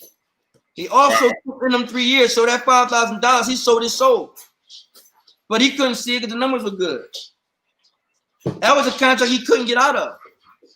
Wow. He couldn't. Wow. He said, how is that possible? Legally, he can only go 3 to 5 years. Yeah, with no loopholes. Let me tell you something. I called the lawyer one time and said, man, I was 20 years old. Man, I need some help. I got this contract, I'm such and such. He said, oh, come on down. I'll take care of you. Give me $20,000 to retain me and let me look at the paperwork. 20,000 retain. 20,000 to retain me? That's what he said. Now you would think, what you mean? This ain't a criminal case. What the hell you talking about? Right. In order for me to look at it, I gave it to him. All right. He looked at the contract and said it looked pretty good. But guess what? This was somebody who was raised with a silver spoon in his mouth. But I'm bringing him a contract and a business that come from the hard knocks life. I didn't grow up with a silver spoon. This is a contract in my life. He might have invested his life and his time to look at real estate contracts, corporate contracts, but not boxing contracts. So when I end up making enough mistakes and hiring enough lawyers, they stealing my money, acting like they know what they're talking about, and they don't, I start having to read them for myself. I start reading them for myself. I had to. Because when I found a lawyer that knew the boxing business, guess what? We was close. Until I found out he knew every promoter. Wow. Any lawyer that knows the boxing business is going to know every promoter. Now you got to think about this. Once he knows the boxing business, immediately he becomes so viable because there's not a lot of them. Because there's no lawyers that's going to dedicate their life to learning boxing business. It's a dead end. It doesn't offer fighters no insurance. It doesn't offer them no 401k. Either you smart with your money or you dumb with your money. That's just how it go. And that all depends on who you got around you. Right. Because a lot of times you kids, you fighting the amateurs. Amateurs equivalent to somebody going to college before they go to the NFL or NBA. Right. You're not getting paid for it. So how would you advise kids that are coming into the sport to deal with the business part, to prepare themselves for the business part? You have to get somebody that been there, man, that understand the business. That's the best way to go. You have to find somebody that know the business and somebody that you trust. If you got somebody in your corner that you trust, hold on to them. Don't let them go. Because boxing is a sharp business, and it's deadly, man. It's ugly. It's ugly. It's ugly. It's ugly. You got to remember, everybody that went to boxing, why you don't see more trained boxing professionals coming back training the kids? Or even their own kids most times. Because you got to remember, what was the reason why they went into the boxing gym anyway? Mm-hmm. Because they was less fortunate. So when you get yourself out of that situation, why would you want to go back to a less fortunate situation that you was in? There's no good, to you, there might not have been no good memories. Right. Especially the way life is now. It might be triggers. A lot. Not a lot. And a lot of them can't deal with it mentally. Right. Mentally. A lot of fighters, man, I'm going to tell you this. I believe 99% of all fighters have some kind of mental illness. Some kind. They off somewhere. It could be bad, it could be good, but they're off somewhere. You have to be. You have to be special. You know that's the saying in football as well, right? Something got to be wrong for you to even want to be able to be in a collision sport like this. Now think about this. You ever heard them say something got to be wrong for the person that have addiction problems? Why is it that some people can drink alcohol and walk away? Some people can smoke and then walk away. But why is it some people do it and they can't walk away from it? Mm-hmm. It's in their gene. Everybody's different. It's in their genes. You got to remember, addiction and mental illness go hand in hand. So now you look at a football player, you know what goes on again like boxing? The brain gets addicted to the hitting. The brain gets addicted to it after a while. And then sometimes when it stops getting it, the brain don't know how to function no more. Mm. And then they start having emotional outbursts and emotional problems. Remember, before it got that concussion, what was it doing? The heart was beating at a very high rate. And the endorphins and oxygen was at a very high rate in his brain. So it was getting really activated. And then it started getting pounded on. Like this. Mm-hmm. Just pound on. And the brain is hitting against the skull. And then you stop it. It's not good for the brain, but now the brain is looking for that beat again. Doom, doom, doom, doom, doom, doom. And that's when you see people get hit and they not afraid to get hit anymore. They just walk to you with their hands up. They can take some, but they don't care about getting hit. They just want to hit you. They became addicted to the punching. And then after a while, what happens is they're going to tell them, I'm going to go back over here and see you. I can't. I'm going to give you some money tomorrow. Motor skills shot. Right. Hey, June the Great said, what should an up and coming fighter be looking for And what are the most important questions to ask? Upcoming fighter as in pro or amateur? I think you mean as far as a young fighter coming into the pros. First of all, those questions will be obsolete if the fighter did not box their way into a position to get those questions. But if they were in get those questions, the one thing you want to look out for is look in your contract for tomorrow. Don't worry about today. Don't worry about give me everything today. Don't do that. Look at for tomorrow. Look at the contract. Look at the duration of it. And I can't give you no specifics of it, but you want to make sure you have somebody again that has some experience in the boxing business. Make sure you have to make sure that your security is taken care of because nobody else will do it. So make sure, maybe ask them, can you give me a 401k after 5 years? Well, can you offer me this? Don't just give me a big, huge signing bonus. Ask them, can they put some money away for your kids? Ask them, can they actually give you a piece of real estate? Ask them, can they teach you something? Can they offer you more than just a finance that will last you and sustain you for the rest of your life and even your children's life? A lot of times we get caught up into the money and the bling and no, we want this $1 million bonus, and sometimes it's worthless because then after you get that $1 million bonus, let me give you an example. Bob Bram came to me and me and Floyd Mayweather signed a contract the same day, the same time, with the same pen, the same table. He had his dad and his brother with him. Bob Bram said, okay, Floyd and Zahir, this is what we're gonna do. He said, I'm gonna give both of y'all condos in Las Vegas. You stay here and we're gonna, give you the finances to this and that. I said, listen, I'm not trying to move to Vegas. Give me everything in money. So instead of that condo, add them more digits onto this pile right here. They said, okay, go ahead and do it. So I took the money. I went back to Philadelphia. Worst decision I ever made. So I started running the streets with everybody, man. I'm balling, but that wasn't what life about. Floyd called me and said, yo, I moved all my stuff from Grand Rapids to Las Vegas. Come on out here, man. Ain't nobody out here, man. My dad ain't here. My uncles, man. I don't know nobody, man. It's lonely, man. Come on back to Vegas. I said, all right, bet. I'm coming. Now, think about how stupid that was. I didn't got the money, but they just offered me a place, a car, and everything. They offered me a brand new Jeep Cherokee and gave me the condo. And the condo was right there on Flamingo and Coval Lane where Tupac died at. Where he crashed the car, I lived right there on that corner, me and Floyd. And them same places right there. Wow. To make a long story short, man, I moved back out there with him right next door to him. We moved right next door to each other, man. And now they all just offered me that place free of charge.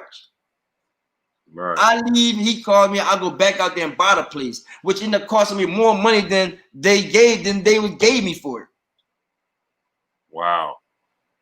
You talking about just, young, man, young, just don't know. I'm from the streets. I fought my way there. I didn't read my way there. Right. Live and you learn. So I'm here to get a game, man. I'm here to give it to them young fighters. You know what I mean? Hopefully they don't make the mistakes. Do a lot of the young fighters, without naming names, do a lot of guys reach out to you? Because you got a lot of knowledge. You got, like you said, and you're not willing to take it with you. You willing to give it out. So do a lot of these guys reach out to you? Now I'm glad you asked me that. I'm gonna tell you. I train dogs also. By the way. Mm.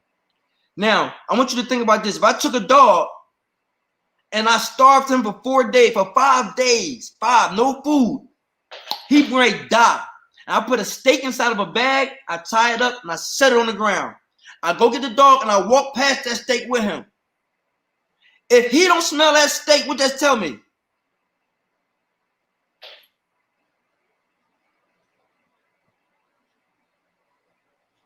Huh?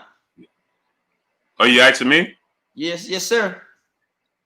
It mean he ain't hungry.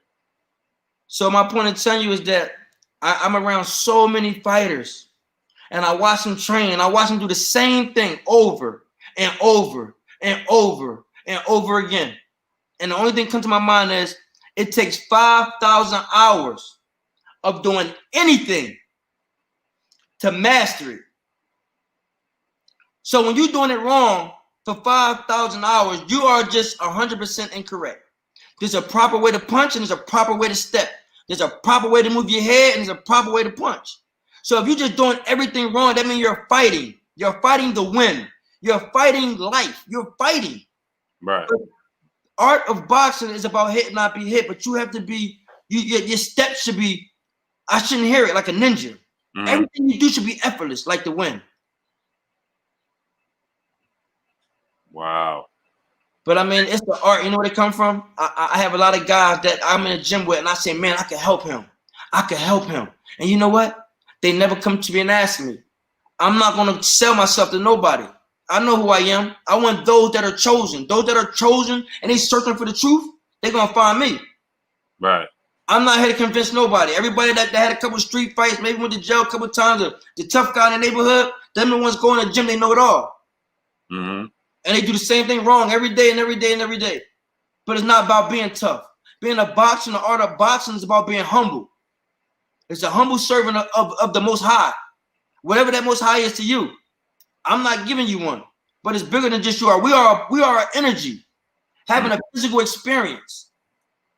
You understand? And everything is going to come back to what you put out. If you are every day you putting out negativity and doubt and hate into other people or into your mind, then you're only going to become destroyed. Those are destructive thoughts. Every day you can't go into that ring thinking you're going to be successful in the ring if you're not successful in your heart. Ouch. Ouch. Ouch. You know what I mean? You got to be successful in your heart first. Man, this knowledge is priceless. It's priceless. You know. Hey man, I'm gonna tell you, if you inside of the ring, if you go watch this for me, if you see somebody standing there and they threw a 1, 2, 3, 4, you see I left there 1, 2, 3, 4. Okay, you see that? Right. You see that? Right. And when you in the ring, most fighters that's watching or understand this. If somebody threw a 1, 2, 3 at you real fast, you'll slip it. 1, 2, 3. And guess what? You know why you slipping that fast? It wasn't because you saw them coming, because the hands are quicker than the eye. You didn't see it. You felt it. Your energy picked it up and your energy avoided it. You understood how to avoid it. You know why? Because you did this movement every day in the gym. So you had to rely subconsciously on that movement. But you didn't see the hands. The hands are quicker than the eyes. But you knew to trust the movement. You understand what I'm saying? So when you're talking about faith and becoming successful first, you won't trust the movement. You won't trust the process if you're not living right outside and inside the ring. It's going to transcend into your life. When you become a boxer and a true art of boxing, I can look at a guy and tell, oh, he boxing, he good. I can let another guy say, yeah, he boxed, but he ain't that good. You say, what makes him not good? Because he's too tough. He too tough. He boxed with too many emotions. He not boxing, he fighting. Boxing is the art of hit and not be hit. So when I strike you, you never see it. You never see it coming. I'm not cocking nothing. So when I see somebody cocking all they put, nah, those are not how they're thrown. But hey, man, I don't want to go into that. That's a whole nother discussion. No, I love it, man. You ain't never got to stop, man. You don't never got to stop. You don't never have to stop, man. Listen, I'm loving it, man. I'm soaking it up, and everybody else is as well. You know, so now, do you go like city to city and go to gyms, all different gyms, and you know, offer your services like training or things of that nature? And I used to. I don't no more. I've done it so many times in Atlanta, and when I did that, I had to open up my own gym. But I ended up having to close it down after 5 years because the landlord went up and rent on me. And, you know, I was in a neighborhood where it wasn't impoverished enough, where people didn't need it and needed an outlet. I ended up being a babysitter and training kids that their parents wanted them to have, you know, discipline or be tougher. But I go to the gym, and when I went to other gyms, man, a lot of gyms I go to, I get a lot of, I'm not welcome. I'm not welcome.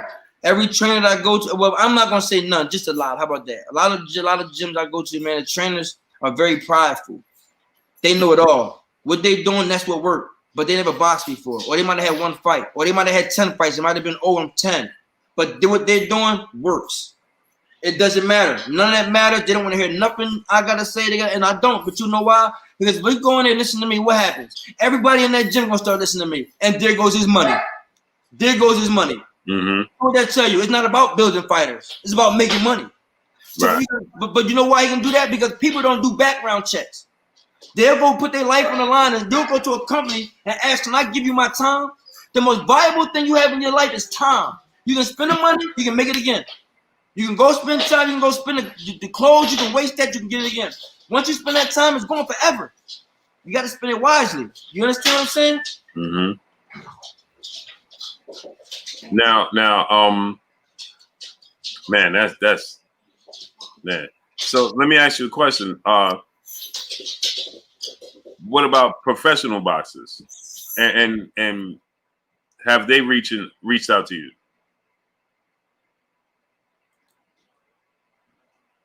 You there, champ? I think we lost him for a second. Man, he validating everything I always say. What I always tell y'all, the most precious thing in life is time. You don't get it back. You don't get time back. Champ, you there? I think we lost. I'm gonna remove you and you come back in.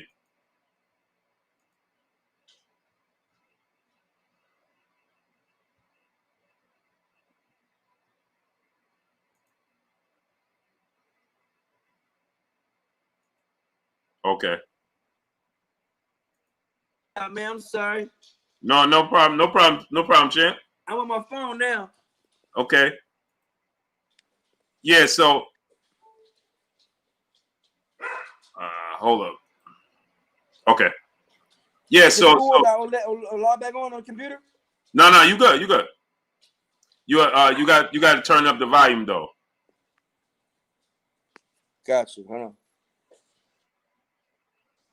How about now? Yeah, perfect. So I was going to ask you now, what are your top trainers today, and what do you look at when you're looking at a trainer? What tells you if a trainer is good or a trainer is going through the motions?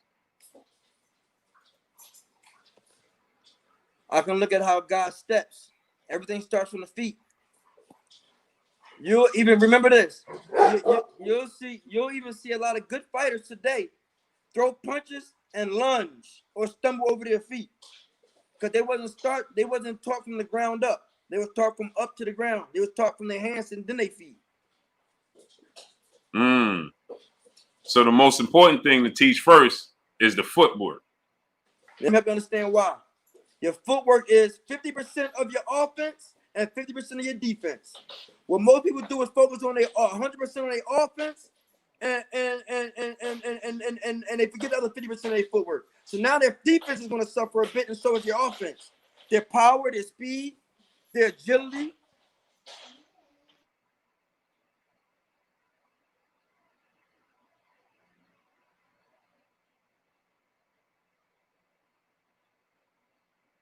You muted, champ.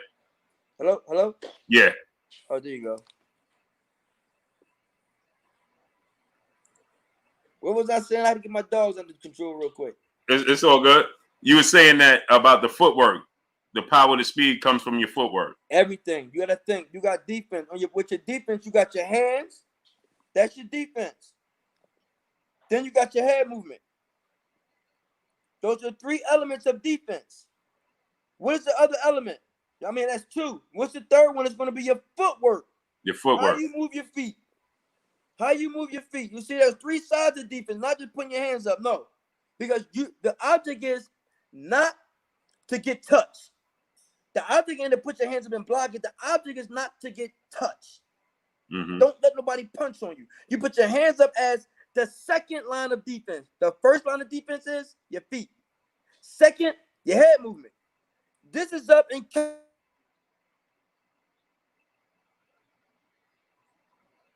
You blanked out, champ. I'm about to log it back on here. There you go. Online. How you have to do?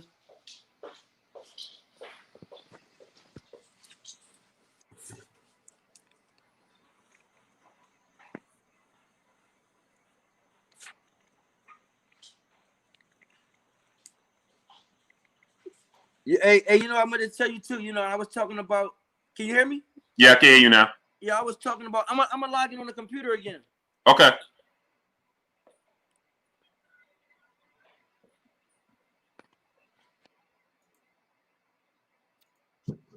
There you go. Yeah, yes, sir. Yeah, I wanted to make sure I made something clear, man. When I was talking about, you know, when I was 11 years old, I was involved in that murder. I was innocent in it. I didn't do it, but I was out in the streets. You know what I mean? At a young age. Right. I just want to clear that up. No doubt. My brother John Page, he said, "What you think about Gary Russell Jr. versus Devin Haney?" And just to be clear, that's Gary Russell's brother. I know that's fine. I'm gonna tell you this. I got much respect and salute to Gary Russell. He's an animal. I don't want to say that I don't believe in Devin Haney. I believe in Devin Haney. You got to remember this. Everybody got their shot up, got their shot. This could be his moment. It's not me to say that. I got a lot of respect for Gary Russell. I personally think Gary Russell could be too much for him, but I'm not going to go on record and say that is what I believe, because I also believe in Devin Haney. He's a great fighter. I don't want to see the fight. I'd rather them wait until it's bigger. I'd rather Devin Haney fight Gamboa. I'd rather Gary Russell, he find somebody else to fight, man. I want us to stick together. I want us to wait until it's big, until it's the biggest fight in boxing, because them are some of our best fighters, African-American fighters that we have. Them are some of the two greatest. I don't think it should happen right now. I think it should wait till it's a lot more on the table. My brother Gravy Davy, he said, Blue asked Zahir his opinion of what his thoughts of Gervonta Tank Davis. Could it be loaded? Could it be loaded question? I don't understand what you mean. It's not a loaded question. I mean, Gervonta Davis, what I think of him, I think he's talent. I mean, I love watching him. You know what I mean? I love watching him. He remind me of me a lot, make a lot of same mistakes I made, but he made a lot more money than me, so I can't say that. He doing great. You know what I mean?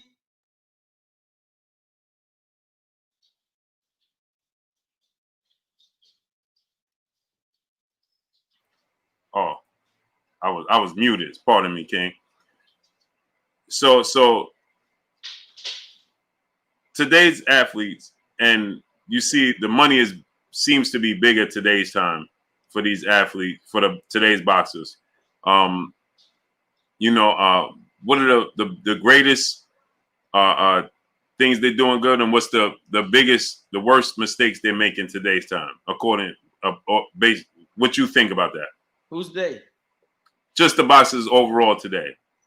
If you for our boxers, black boxers. Man, what's the question again? What are they doing good? Yeah, what's according to, you know, the money that they get in today's time compared to your era, they're getting it seems like the contracts and the money is a lot bigger today. Well, and guess what? We made a lot more than the fighters before us made. Mm-hmm. Just to break that down a little clearer, is you got to remember this. You say, why is that? Because boxing again is not, it has no government. It's not governed. It doesn't really have no structure. You know who the commission is? The FBI. You know why? Because it's so crooked of a business. Those are the officials that run boxing, the Fed. So now you think, why is that?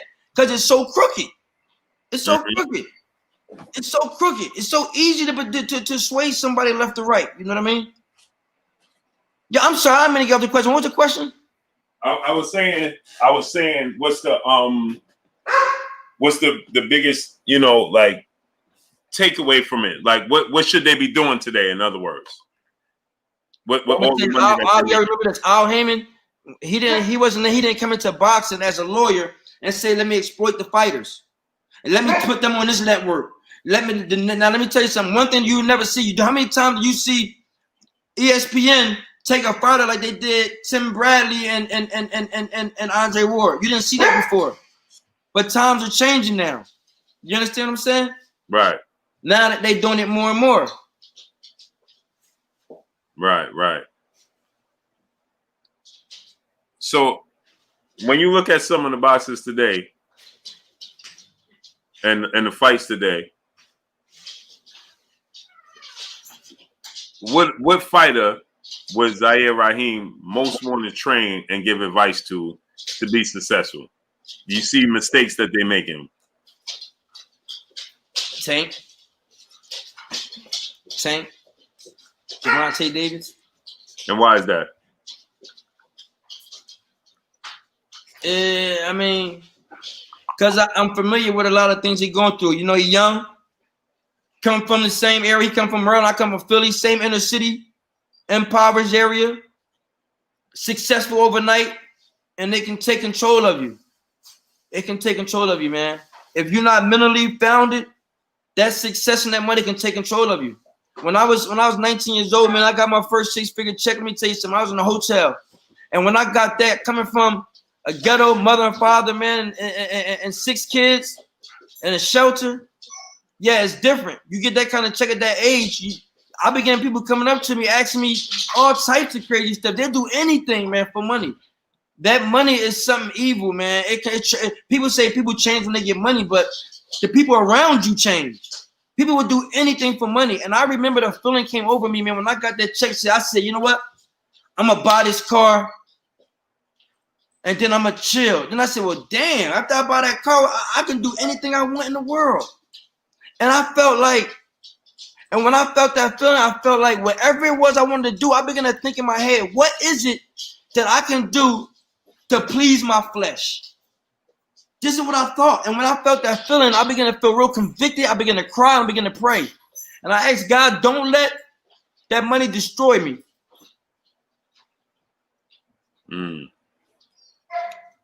Now, my brother Ricky Chino, he said, ask Zahir, who was his top 5 pound-for-pound fighters today?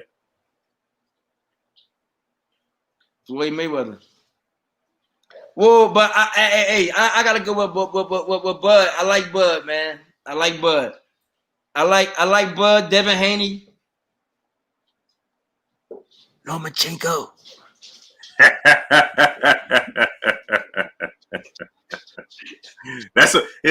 Speaking of which, he got a big fight. Teofimo Lopez Lomachenko. How you see that playing out? I like the young lion. I like him a lot. I think he can be kind of big for Lomachenko. I do. He can. I got you, Rock. He could be too big for Lomachenko. That's what I'm worried about. I'm worried about the size difference, really. I'm not really even worried about the punching power, because if I believe if Teofimo win, it's going to have to be by knockout. I don't think his hand and eye coordination is extravagant as Lomachenko's is. Lomachenko's on another level. He's not a big, exciting puncher like everyone else. No, but his hand and eye coordination, his feet coordination, and ability for him to see punches and release punches without cocking them is extraordinary. When you can't see his hand go from here to there clearly, you can't see it. He don't cock nothing. Everything is from here. You go watch a video, you can see him get a guy with a 5-punch combination, just like this. 1, 2, 3, 4, 5. And the guy couldn't figure out how he was hitting him. I couldn't remember what the opponent it was. He hit him clean. I just think he might be a little over his head. The 2 biggest things to work on, in your opinion, as you coming up. For instance, my son, he's 9 years old. What would be the 2 biggest things to work on right now? I'm going to give you an example. When I say it's an art, if you was going to learn how to dance, what's the first thing you learn? How to step. Mm-hmm. Your footwork. Don't worry about the hands. Don't worry about the head. Footwork. If you want to learn how to box, the first thing you got to do is learn how to step correctly. Learn how to move your feet. Once you see a lot of fighters, they'll learn how to do it. They'll teach them, okay, you know how to do it? Okay, now I'm going to teach you how to punch. Now step when you punch, okay? And that's it. You got to master it. You got to master stepping. Every day, stepping. You can do that at home. You don't need a gym to learn that. When you go into the gym, the thing that's necessary to learn boxing, you can do at home. Because when you go to the gym, the only exciting part is going to be strength and conditioning. Because when you're a beginner, the only thing you should be doing is throwing punches stepping before you throw any punches. You shouldn't be hitting no bag. Speed bag is fine. You shouldn't be hitting no heavy bag. You shouldn't be hitting no mitts. You should be completely shadow boxing. I mean, you know how to step. Learn how to step with your feet before you throw your punches. That's the most important thing you can do. But it takes patience and it's boring. It is so boring, but it's necessary. Now, you were one of the fastest boxers in your time. Everybody's infatuated with speed, hand speed, man. Is that just naturally God gifted, or you can actually work on and being faster? I go back to my principle: take 5,000 hours of doing anything to master it. It don't, because some people come natural, but when you throwing the punching so fast, a lot of people focus on speed and fast, but it's not about fast in boxing. It's about timing. Timing neutralizes speed and power. That comes from the ability to throw your punches from its destination to its target without giving any indication it's coming. That's a punch. And throw it correctly without jeopardizing the form. That's a correct punch. That's how you practice. But if you're just throwing a punch and throwing it and stepping in, you're not going nowhere. You're going to get hit. A lot. So in your opinion, is that what made yourself great and what made Floyd Mayweather great and the guys around you? Well, I think it definitely comes from a lot of times you can only be as good as the fighters you're around. You understand? I was around a lot of fighters. You got to think about this. In 1996 Olympics, we had 3 Olympians from the same gym. David Reed got the gold medal. Terence Crawford got the bronze medal, and I didn't get a medal. All from the same gym. 26 and Master in Philadelphia. What does that tell you about the pedigree there? Malik Scott came from there. Anthony Messenger. We got a slew of fighters that come out of there. You know what I mean? We got Brian Jennings. Got to come from one trainer. Fred Jenkins. You understand what I'm saying? And not taking nothing away from no other trainers. You know, I had a slew of trainers, man. A lot. Georgie Benton, God rest in peace. Great trainer. Georgie Benton. I mean, you got Blue Duva, may he rest in peace. You know what I mean? Big Floyd, Roger. I work with them all, man. You know what I mean? Who's Zahir Raheem's top 5 trainers of all time? Al Mitchell. 1996 Olympic head coach. He was also the coach of the team when I went to Marquette, Michigan. He don't like me though. What about Emmanuel Stewart? Oh, may Emmanuel Stewart rest in peace, man. God, please. Yes. But I said anyone I forgot. You know what I mean? Emmanuel Stewart's a great trainer. Yeah, I spent a lot of time with him, man. At Crunk. I spent a lot of time with him at Crunk, man. Great experience. I picked me up in his red Rolls Royce from the airport. Got a red Rolls, man, a red one. Wow. Like, what? I ain't never seen one before at the time. Right. Yeah, it's one experience, man. Now, how would you teach footwork today? And how would you teach and I always use this because, you know, I like to focus on the kids, but like from the kids coming up, like my son's 9, to you teaching a professional that's already established but needs some adjustments. You teach them the same. You got to learn. I mean, you learn everybody. You might say everybody learn different, but when you teaching the footwork, for one, the feet must always stay shoulder width apart unless you stepping. When you step forward, remember your heels are off the ground and you got to push off your back foot. You got to push. It's not a step. So when you see a lot of guys throwing punches on the bag, and I tell a guy, I said, listen, I want you to step and throw a jab on his bag. You know what he did? He did like this. The bag was there. You see what I did? His front foot stepped, but his back foot didn't go nowhere. Right. That wasn't a step. A step is when you close the gap. It's when you close the distance, control the distance. Meaning you're going to go forward or you go backwards.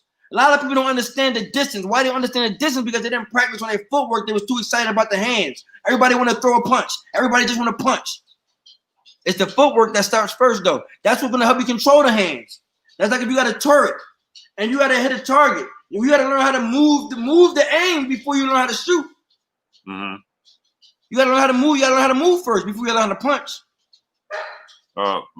My brother says You saying he said Manny Pacquiao, he believes Manny Pacquiao has terrible footwork. Why is he so successful? It's not terrible. It's not terrible. He's just good at it. He practices so much. You gotta remember, a fighter asked him today in the gym, is it good to leap with his hook? He said Joe Frazier did it. Roy Jones did it. I said, you gotta remember this. That's something that those guys, that's wrong. You don't do that. You never come off the floor. You never get both your feet off the ground and throw a punch. There's a lot of things that people do wrong, but doesn't mean it's right. And in fact, they dedicated 5,000 hours and mastered doing it incorrectly, and they're getting away with it. But I'm not going to intentionally tell you to do something wrong and master it that way. If it's in you to do that, and you keep doing it and you do it well, I'm not going to take it from you. If I say you can do it and land it and not get hit, I won't take it from you. But I'm not going to teach you to be like somebody else. Now, you brought up Roy Jones.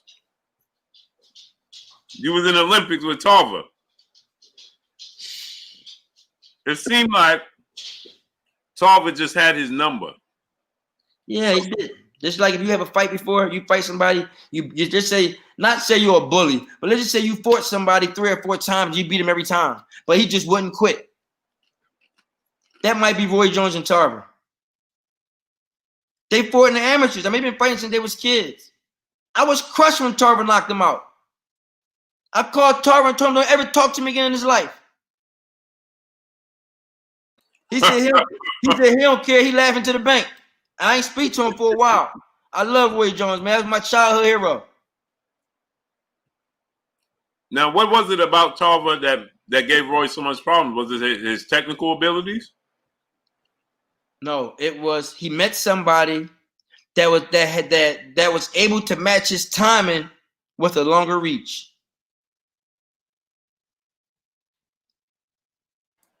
Wow. I mean, that broke my heart too, man. I think between that fight and Buster Douglas knocking out Tyson, probably the only 2 fights I might have want to cry. I was hurt. I cried when you knocked out Mike Tyson. Oh, I woke up. Oh man, I was hurt. I was hurt. I was hurt. When Roy got knocked out, I cried, man. Oh, yeah, man, yeah. I cried. Then it happened a couple times after that, but then think about that. Now he talking about fighting Tyson. I'm like, ooh. What you think about that? I was going to get to that. Hey, look at it like this, man. I think it's an 8-rounder. They probably gonna wear bigger gloves. It's not a real fight. It's an exhibition. I think that Roy Jones his chin is a little frazzled. He's been knocked out a couple times by a couple light heavyweights. So now that you talking about putting him in at heavyweight with one of the biggest punchers in the division, man, I pray for Roy Jones' chin. You know what I mean? If he can make it, if he can keep away from Tyson, he clearly gonna win. If he can stay away from him, that's a question. And I feel like even with big gloves and even with headgear, it's a dangerous fight for Roy, man. It's safer than one without it.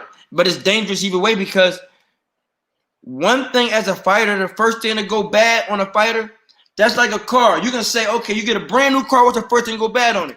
You say, well, I don't know. It could be the horn. It could be a fuse. It could be same thing for a fighter is most things that go bad first on a fighter is, the last thing to go is their punching power. But more commonly, the first thing to go is their chin. The first thing to go. When you can tell a sign of age or when they should quit is when they chin.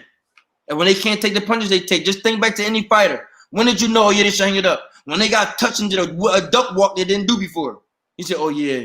And by somebody who shouldn't be able to do it. Have you ever thought a guy as athletically gifted as Roy Jones ever? He was like Prince Nassim Ahmed. Yeah. You know who it is? Mm-hmm. You know him? Mm-hmm. What do you think? Or maybe he was more elusive. Yeah, he was more rubbery. Yeah. Well, you know what? That's a good one. You said athletic? Yeah, because Roy was able to close the distance from A to B. You didn't even see it. From the footwork. Right. His dad understood mastering the footwork. Mm-hmm. That's what made him so good. And then think about it. He had his left hand down, is able to control you, and he can go from point A to point B faster than anybody else. And then sometimes with a hook. How did he do that? His footwork. He understood how to control you with his footwork. But nowadays, I'm going to tell you, footwork is unheard of. You know why? Everybody thinking about this. You That messed the game up right there. Everybody want to be floor maker. It's hard to that. You know what I mean? They messed the game up with it. So forget about footwork. And now because of that, the boxing game has suffered, and the amateurs and pros. Everybody trying to do something that doesn't work for them. In fact, it don't work for nobody except Adrian Broner. Yeah, you think the shoulder roll is working for Broner or Floyd? You meant Floyd? No, what I mean is who else do you see use it? Oh, nobody's successful. Broner. Right. The person that uses it successfully. I'm gonna show you how good it works. Let me give you a minute. Mm-hmm. Let me know when you want me to give you the answer. Go ahead. Ossie De La Hoya, when he hired Big Floyd, it was the end of his career. But when he hired Big Floyd, he started using that shoulder roll, and it gave him about 5 more fights in his career. You know why? Because Big Floyd elevated his defense. So when you ask me, is Malik Scott going to help Deontay Wilder? By any means necessary. He adding defense to him. Any defense is going to help a fighter. Because once they able to be comfortable and understanding that they're not going to get hit, the offense is going to elevate. They're going to be more confident than letting the punches go. And that's what happened to Oscar De La Hoya at 40. When Big Floyd took him when it's in his career and gave him another 5 years in his career. Another 5 big fights. Just because of defense. And I mean, no disrespect, and I'm not, but what Mexican you ever see fight like that? You don't. Go watch some of Oscar De La Hoya's last fights. Except when he fought Floyd. You see, they ain't put that one on him. I asked, Mickey Bay, right? Yes, sir. Yes, sir. Good. Yeah, champ. Yeah, of course. Mm-hmm. I know Mickey Bay. Matter of fact, ain't he training Devin Haney? Yeah, he is.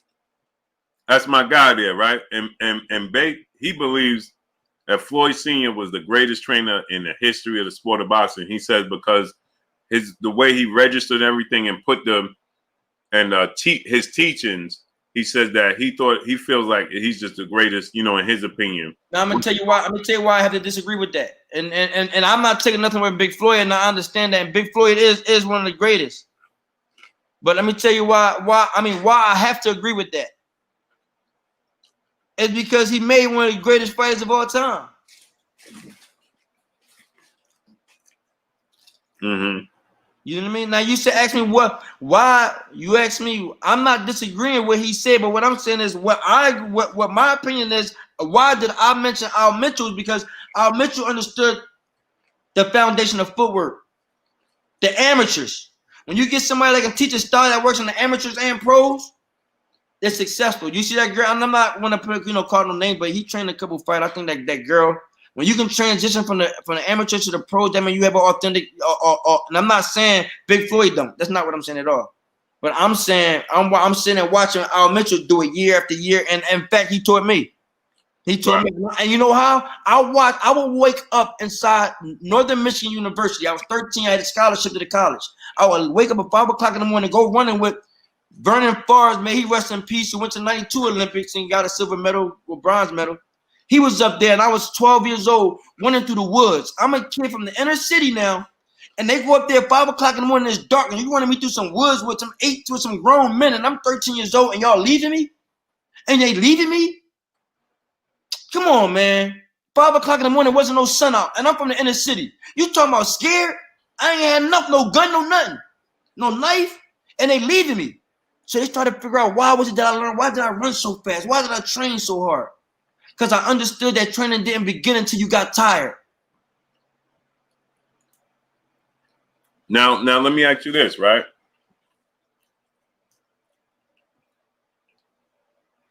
When you see a guy that has educated footwork, he doesn't have to be the most gifted. That's Lomachenko.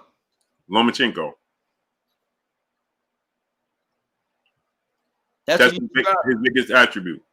His footwork. His ability. But not just his footwork, because Lomachenko has a hand and eye coordination that is impeccable. He has perfect timing. He's not fast. He don't hit hard, but he has perfect timing, and that neutralizes speed and power.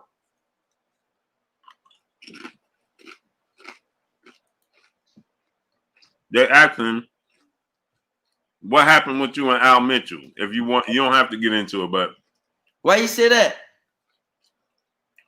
they're asking. You said Al You Mitchell. don't like me? Yeah. Yeah, I was being funny. I was being funny because when I was in the Olympic team, I was getting money, man, from pros. You know, you weren't supposed to. Just like when you in college and you playing basketball or you playing football for college, you can't take money from the scouts. It's illegal. I was younger from the hood, man. Cut that check. What you talking about? Cut that. Who you got? What? What we talking about? Yeah, I got these hands. I do these in the street and in the ring. I was a young wild. You know what I'm talking about? So you know my thing was cut the check. So make a long story short, man. Al Mitchell didn't say this, but I believe he think that at the time I knew Al Mitchell since 92, 90 maybe. And at the time when I went to Marquette, Michigan, man, I was a kid from the inner city ghetto. So I'm going to Marquette, Michigan, man, where when they want to go to a club, they all jump on snowmobiles and drive together in the woods to the club. This is a whole different experience. You see what I'm saying? And when you get there, it's probably hundreds of snowmobiles and people getting off, going in there, getting drunk, having back fun, coming back out. That's a whole nother experience. Okay, you see what I'm saying? I'm from the inner city though. You know what I mean? That wasn't really resonating. It was hard. But going up there, man, at that young age, it taught me a lot of discipline. You know what I mean? A lot of discipline, man, because I wanted to go home so bad. I was homesick. I was crying. And the only way to call home, it was a payphone. I had to use a calling card. Wow. I caught a Greyhound bus from Camden, New Jersey. Thanks a lot to Jeff Williams. It was a police officer from Camden, New Jersey I lived with. He took me under his wing, and I started winning every tournament. And I got an offer to Marquette, Michigan. I got on a Greyhound bus, no cell phone. I probably weighed 85 pounds and went from Camden, New Jersey to Marquette, Michigan. It took me 2 days, 5 different states, and probably 12 different cities. Stop, no kid, no cell phone. I look back like, wow. I look at my son now and think, man, how did I do it? Right. But I was so determined to change my life. Didn't nothing else matter. Right. I was tired of, I was at home and it got so cold, 3 days, no food. I got 4 little brothers and 2 sisters. It's cold. We got a kerosene heater. It's 10 below zero outside of Philadelphia. My mom and dad going. Ain't seen them for 3 days. We ain't got no food. What we gonna do? I was one of the oldest. I had to get out there and find it. I put my jacket on, went to the store. You know what I did? The grocery store. And I asked somebody, can I help you carry your bag? Lady start crying and said, no, you so small. No. She gave me $20.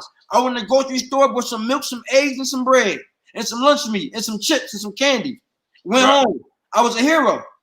Right. My little brother, she was like, yeah, oh man, yeah. Wait. And guess what? I never stopped. I got on that Greyhound bus and went to find my way. You know what I mean? I thank God for my mother and father. They taught me a lot. You know, they're not on it now. They got their life together. You know what I mean? I watched them battle, though, something, man, that was just horrific. When that crack hit the streets, man, in them 80s and 70s, man, it really ravaged our communities, man. I watched so many of my friends. I would go to school, and I would know who was living like I was living. You can look at them and tell. From the clothes, you can tell who parents was on crack at the time back in the day, man. It was an epidemic that just ravaged our community, and that's why I'm here to give my life back to those kids that was like me. Right. You know what I mean? My brother, Mr. Kaboom, he said, I really enjoying this interview. Zahir dropping all kinds of boxing knowledge one-on-one. It's like a college class of boxing for a college credit. Salute. Salute, man. That's what it is, man. I'm here to give my people the love back, man. I want my people to be successful. You know what I mean? Right. Whatever it takes. If you reach out to me, I don't care if it's a contract, free of charge. You call me, you ask me. If it's about learning boxing, you call me, you ask me. They can call Blue Blood TV and check in with him and say, yo, what's up with the king? Whatever it takes, hit me back, man. I don't care what it is. Contract, stepping, boxing, praying, eating, working, business. Let's do it, man. We got to do us now. Life is changing. Yep. It's our time now. You know what I mean? We got to believe in us and love us. Now, let me ask you about another guy. Errol Spence Jr., what's your thoughts on him?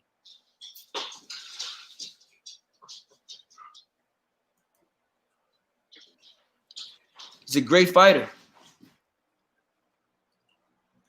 He's a great fighter.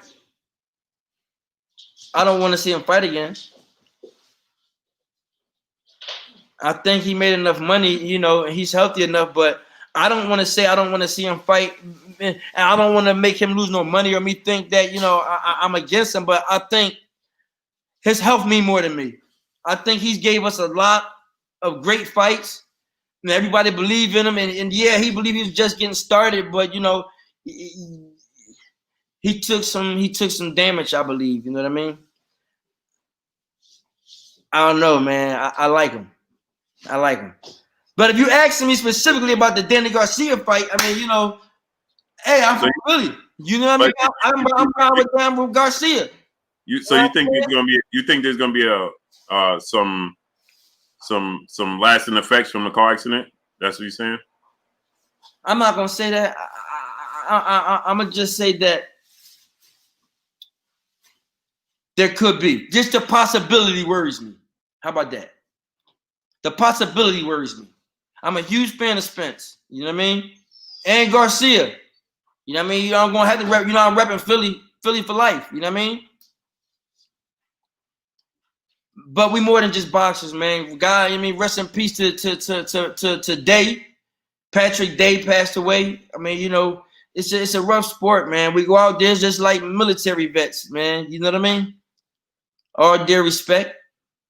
You put your life on the line every day, man. Sometimes you might not make it home. Because you got to remember, when you training, when I train and I punch that bag, I'm not training that bag to punch it. I'm training that bag to deliver a lethal blow. I want to kill him. This is what I'm doing when I punch. I want to kill him. And guess what's going to happen if I fall short? I'm going to knock him out. You know what that means? Mission approved. Mission done. Mission accomplished. Mission complete. That's what that means. So if you in the ring and you punching and you ain't punching to kill somebody, then you shouldn't do it. Because you got gloves on, they got wraps on. I mean, you know, it's just a different world, man. You have to go in there for that. And you got to think, so when your opponent is doing that and he punching you, he not punching you and playing with you. He not your friend. You know what I mean? Whether his family eat depends on if you get up or not. Yeah. Now, with that said, like you said, there's a big fight coming up. So 21st, him and Danny. That's your guy, Philly natives. Yeah, I got to listen. I'm not giving no prediction because of the situation at hand. You know what I mean? I believe. I just can't give no. Nah, I'm not gonna do it. I just got to say, listen, man. You know, Danny Garcia from Philly. I'm riding with Philly, man. Now, what's your thoughts on Sean Porter? Here, I personally believe. Now, am I wrong? I personally believe that Sean Porter has the best or one of the best footworks in boxing right now. No, you can't say that. No, I'm wrong. You think I'm wrong? He got good footwork. He got good footwork, though. He got good footwork, but he don't have some of the best. No, I'm sorry. You can give him that. No, you can give him that. You can give him that. No, you can give him that. No, you can give him that. You know, I only say that because, he got good footwork.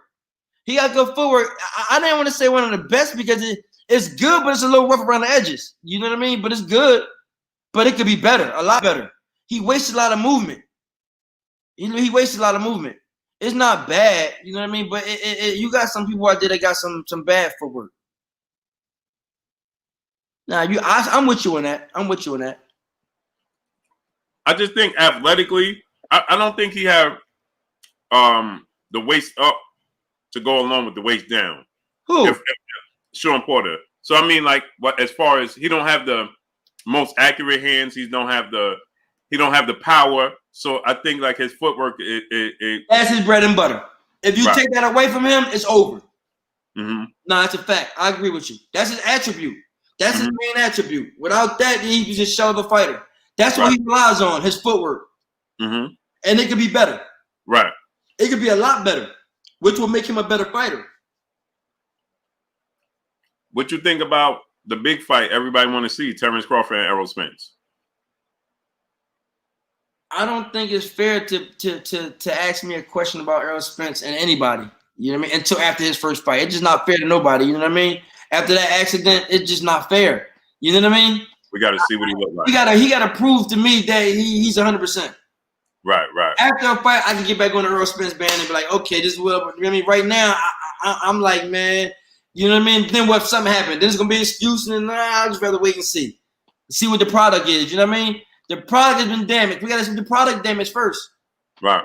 They saying it's not. I gotta be proven to me. I gotta see it. What's your thoughts on Canelo Alvarez? What's the first thing that come to mind when I say Canelo Alvarez? Black Mexican. I like Canelo Alvarez, man, a lot. I like Canelo Alvarez. One of my favorite fighters. I like Canelo.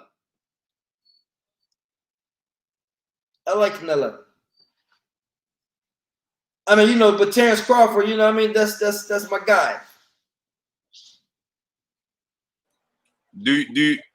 What you think about another guy I always feel like gets overlooked because he just seemed to not be able to land a big fight? Demetrius Andrade.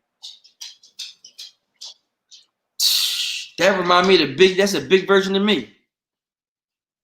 That's what I can say about that. Remind me of me. I'm looking at him, I see me. I don't know the reason. You know what I mean? I don't know the reason, but it just remind me of me. So much talent and so much inactivity.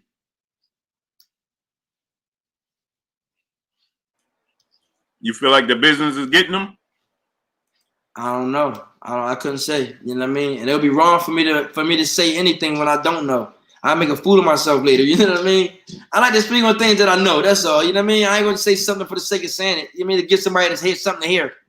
I can't say it. That could be from anything. You know what I mean? DeJuan Christopher, he said, your top 5 favorite Philly fighters of all time. Damn.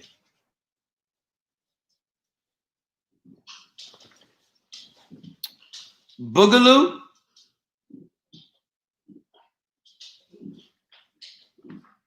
Boogaloo Watts.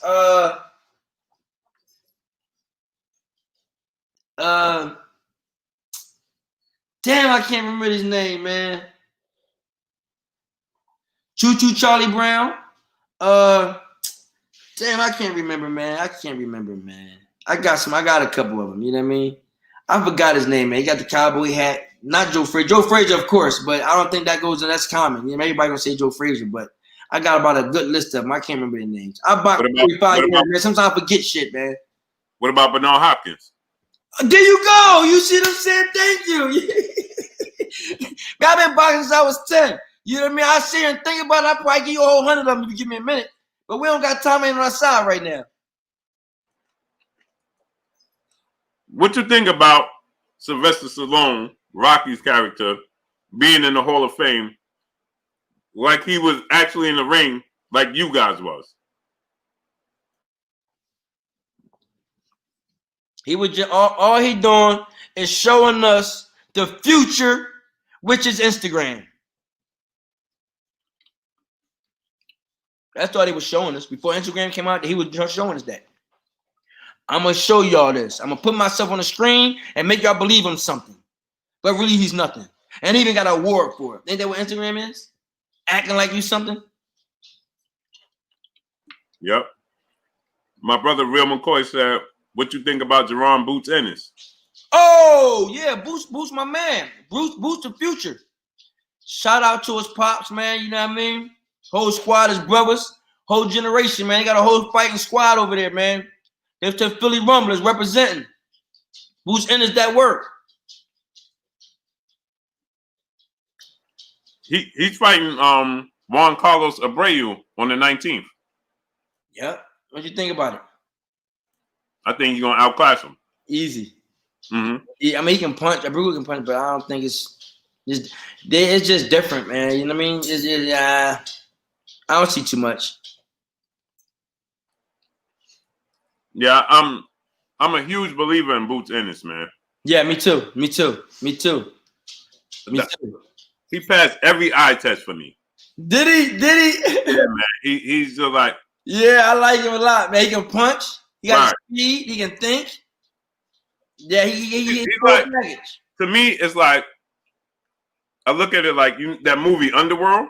Yeah. You remember you got the Lycans. Yeah, that's a good one. But then Then in between, they made that one together. Yeah. Mixture, right? It's like Terence Crawford, Errol Spence, and then Boots is like a mixture of both of them. Yeah. Because he's bigger than Errol Spence. No. Yeah, he's bigger than him. Bigger than Errol Spence? He is. No. He is. You mean before the fight or after the fight? No, but before he's bigger than him. Yeah. How? Boots is about 5'10", 5'10" and a half. Errol's 5'9". Right? He's not heavier than him. He's taller than him, but he's not heavier than him. But he got the room to put on more weight. Oh, I got Well, he's younger than him. He's got a bigger frame. Yeah. I got you.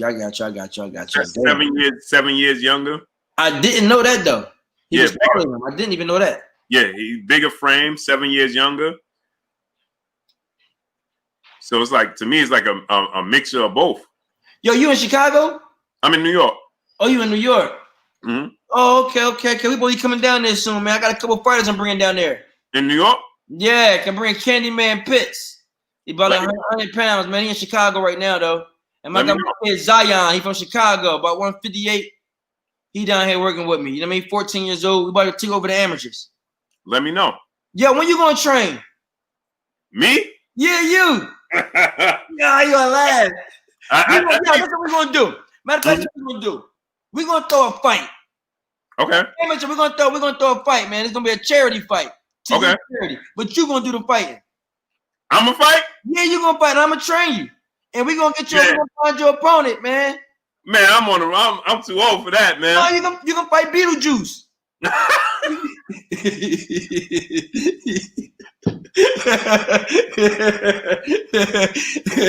So let me ask you gonna turn on and check for Beetlejuice? Is you gonna turn on and check for Beetlejuice? No. What you do like this? Hey, listen, I'm coming out. Okay, that's all I'm saying. I'm eating raw eggs, man. I'm putting the towel on here, man. You know what I'm saying?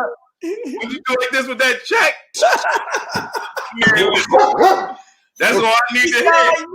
You sound like me now. I just need to hear the check go. That's it, man. Tell me what time to wake up. I'm on it. Hey, so they called me with a fight, man. Right. So I called a friend of mine who's also a fighter, and he's older than me. Matter of fact, Yaya McClain. I said, okay. Yaya. So I got the deal, man. I'm gonna get the fight. He said, hold up, man. So then tell him to give me a fight too. I said, Yaya, you older than me. You gonna get a fight? He said, hell yeah. I fought over there in South Africa before, man. Just give me the fight. I'm gonna knock that guy out again. I said, all right, well, shoot, let's go. After that, I got Yolanda Andrews, man. Terry Moss. I got 5 veterans call me, and now I got everybody throwing their canes away and running, man. They running. Tell me, oh, I feel great now. You know what? Even if we don't fight, we change our life, man. Thank you. They just start running, huh? Thinking they're going to get a fight. They swear they was going to fight, huh? No, we was going to fight. Because you know I'm supposed to get a fight over in South Africa. Or are you? Yeah, you know I got knocked out by Ali Funika. Mm-hmm. In 2008. So I was talking to a company over there called Fight to Fame. You can probably Google it. It's a company, it's an entertainment company that's bringing acting and boxing entertainment together. Sylvester Stallone a part of it. Matter of fact, I believe they have a part in throwing the Roy Jones and Mike Tyson fight. So I contacted a representative of that company, and they wanted to throw on. They seen me make a video of Ali Funika, calling him out. I told him I wanted my rematch. You know what I mean? Because I had trouble making weight and a couple other things. I got over there too early. I wasn't over there long enough to catch up with the time difference. It's a lot of different things, and I just feel like that, you know, I wasn't at my best, and I want a rematch. And they seen me make a video stating that, and they offered to sponsor the fight. I told them, okay, well, yes, let's do it. But I told them, yeah, I was going to do it, but then I ended up talking to a friend of mine in Africa who was in Dubai doing deals, and then they offered me another deal. My brother Kurt Anderson, he said, tell Zahir he got robbed against Freitas.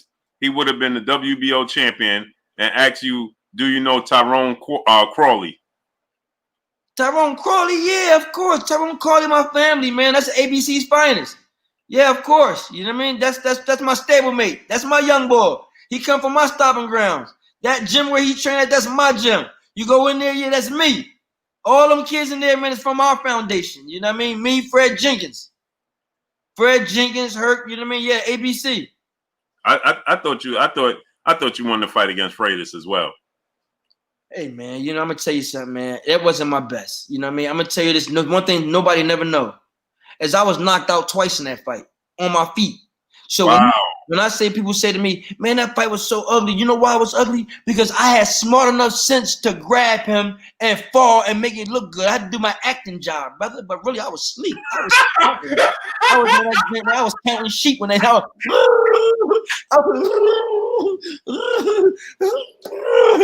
was really asleep. You know what I'm saying? Nigga, I was putting an acting job like I don't know what on. They say, man, that was an ugly fight. Yeah, guess what? It was an ugly fight for both of us, wasn't it? Okay, thank you. Give me an ugly loss than a pretty win, okay? Listen, man. I'd rather take an ugly win. You know what I'm saying, man? That's why they say it's so ugly, man. I'm just being honest, man. I just prevent him from getting knocked out. You hit me. I didn't know where I was at. The best thing to do is grab. I ain't gonna block no more. What you think I'm gonna do? And guess what? You see, after I grabbed him, what I do? I grabbed him and fell, right? Shit, it was smarter to do that than just fall, right? All right, this shit. So I was like this. I was like, I didn't expect you to say that. What? Hey, man, I keep it real, man. You know what I mean? I didn't expect you to say that. Shit, I was dizzy, nigga. I ain't gonna lie. I ain't gonna lie to you. It was like, think about this, right? I was like, try to go throw a comment. It's like, boom. Hold up, nigga. And I promise you, he had been thinking like, damn, he's strong. Because when I grab him, nigga, I wasn't just holding him. I was grabbing him, nigga. We gonna fall together. We falling together, nigga. I don't know what you talking about. If I go down, we go down together.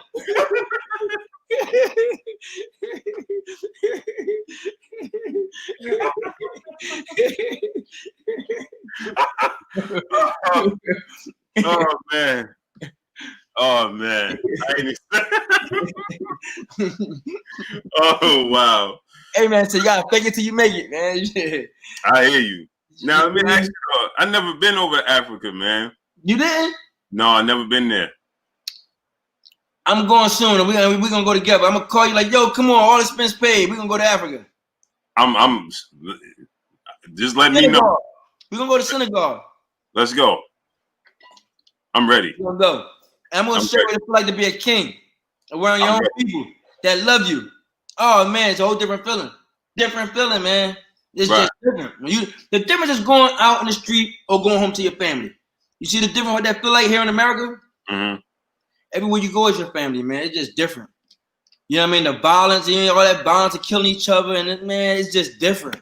You know what I mean? Because it makes me understand when you do traveling. When I come back here, it's like, why are we conditioned like that? Mm-hmm. I didn't say them. I didn't say, you know what I'm saying? I'm saying, why are we? Right. African Americans are conditioned that way. We got our own flag. And guess what? You know, we got our own flag, our own language, Ebonics, it's our own culture, period. But we don't celebrate it. We don't celebrate it. Right. We don't celebrate each other like that. When I go to them fights, if I fight somebody from Puerto Rico, guess what? He's going to have his Puerto Rican flag. Right. And he's a part of the United States. Right. If I fight somebody from Mexico, he's going to have his Mexican flag. Africa, he's going to have an African flag. But African Americans don't support each other. Yeah. That's why Al Haymon was so good for the sport, man. I thank God for Al Haymon. When he came into the sport, he didn't come into the sport to rob, steal, and kill, and then take fighters advantage of fighters. He came into the sport and he dumped in and close to $1 billion to the business and had every fighter in there running to him because he was giving out money, giving opportunities, and changing the game for the fighters. Right now, everything was set around taking advantage of fighters by any means necessary. Right. And he changed that. He changed it in so many different ways. You know what I mean? I think it's a blessing for fighters. I didn't get too much of that, but you know what I mean? It's still good for the fighters. Right. Now, last question, man. Somebody asked you, then I'm gonna let you get up out of here. My brother Jamal Hudson, he said, "Do you still have your crown?" Yeah, I mean, I that's a good question. Yeah, I still got it. I can't tell you where it's at, but I still got it. I think I seen my daughter with it yesterday. Something, you know what I mean? I was going through my storage, man, looking for something. Right. I think I did see it, but to be honest with you, man, That stuff is meaningless for me. Them belts, titles, the crown, the robe. People ask me for a lot of stuff like that all the time, but it's just material to me. I know it's a lot of sentimental value behind it, but I don't honor it. It's not, you know what I mean? It doesn't really hold too much to me. I don't take my son to the boxing gym. I don't sit down and watch boxing with my son. I don't talk to him about my fights. I don't talk to him about my experience. Me and him are disconnected from boxing. You know what I mean? I don't take him. I teach him how to defend himself, but that's it. I went to boxing. I didn't have nothing. My son has something. Go ahead to school, son. You want to be a football player? You be that. You want to be a lawyer? Whatever you want to be, I'm investing in you. In fact, I'm going to show you. You know what I'm saying? And I'm not saying, but I teach him how to box with discipline and how to protect yourself. You know what I mean? I teach my daughter. But it's not something I want him to do. Right. If he came to me and said he want to do it, by all means, let's go. I got me a chance. It's on. It's on. You know what I mean? Right. But I'm not going to push him to do it. I chose to do it because I want to change my life. Right. You know what I mean? My brother Trick Nolte, he said, tells Zahir interview Fearless Freddie Pendleton. He said good things about Zahir.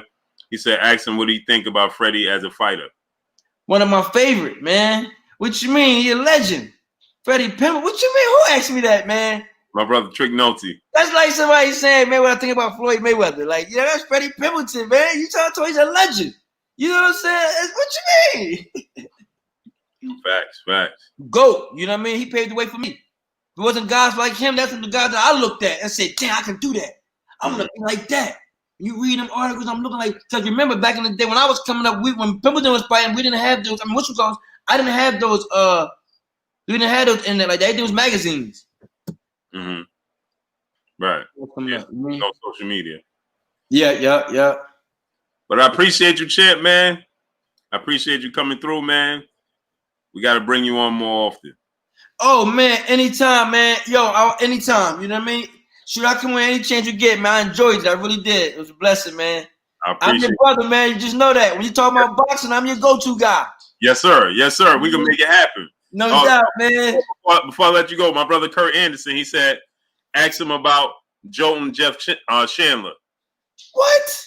He said about Jeff Chandler? Yeah. Man, I know Jeff Chandler, man, since I was like 5. My dad used to work with him. He used to box, but my dad wasn't boxing. But him and my dad used to work together, but he was a boxer. He used to always tell me about Jeff Chandler since I was a kid.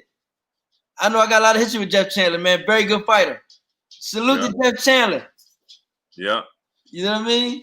So Champ, let the people know where to find you. Instagram, King Raheem's Boxing. Facebook, Zahir King Raheem and King Raheem's Boxing. You already know what it is, man. Zahir King Raheem, one love. King's kids. Yes, if you need anything you need, I'm here, man. You know I'm here for the kids, man. Whatever you need for boxing, I'm here. Not for lunch, small lunch money sometimes, but boxing, I'm all the time. Yes, sir. I appreciate you, champ. Appreciate you, King, coming through, man. I'll hit you up later. Sound good, brother. All right, peace.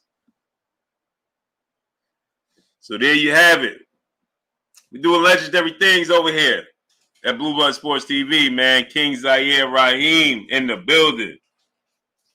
Zahir King Raheem in the building, man. That was a beautiful interview. Somebody said something about me eating my chips.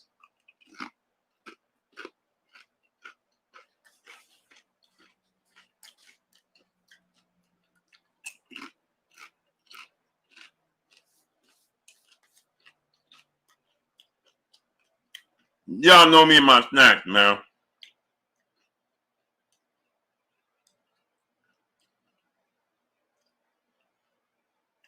Kurt, it's all good, Kurt. Let me know when you're ready. Let me know when you're ready. But let me get up out of here, man. I appreciate y'all coming through. Peace and blessing to each and every one of y'all. I don't know if my brother BFTB Boxing is on, but if he is, go over to my brother BFTB Boxing. Salute to each and every one of y'all. Appreciate y'all. Y'all already know what it is. It's your boy Blue Blood Sports TV. Hate, like, comment, and subscribe. If you haven't subscribed, hit the subscribe button, hit the like button, hit the bell icon to get all the new notifications. Follow me on Instagram at Blue Blood Sports TV, all one word. Y'all already know what it is. Shouts out to the entire LDBC. Shouts out to New Media. Shouts out to Black Media Row. Make sure you like and share these videos. That's all I got for y'all. Dahlia Internet, peace and blessings to you, Queen. Hope you're feeling well. Peace and blessings to each and every one of y'all. Appreciate y'all. Peace.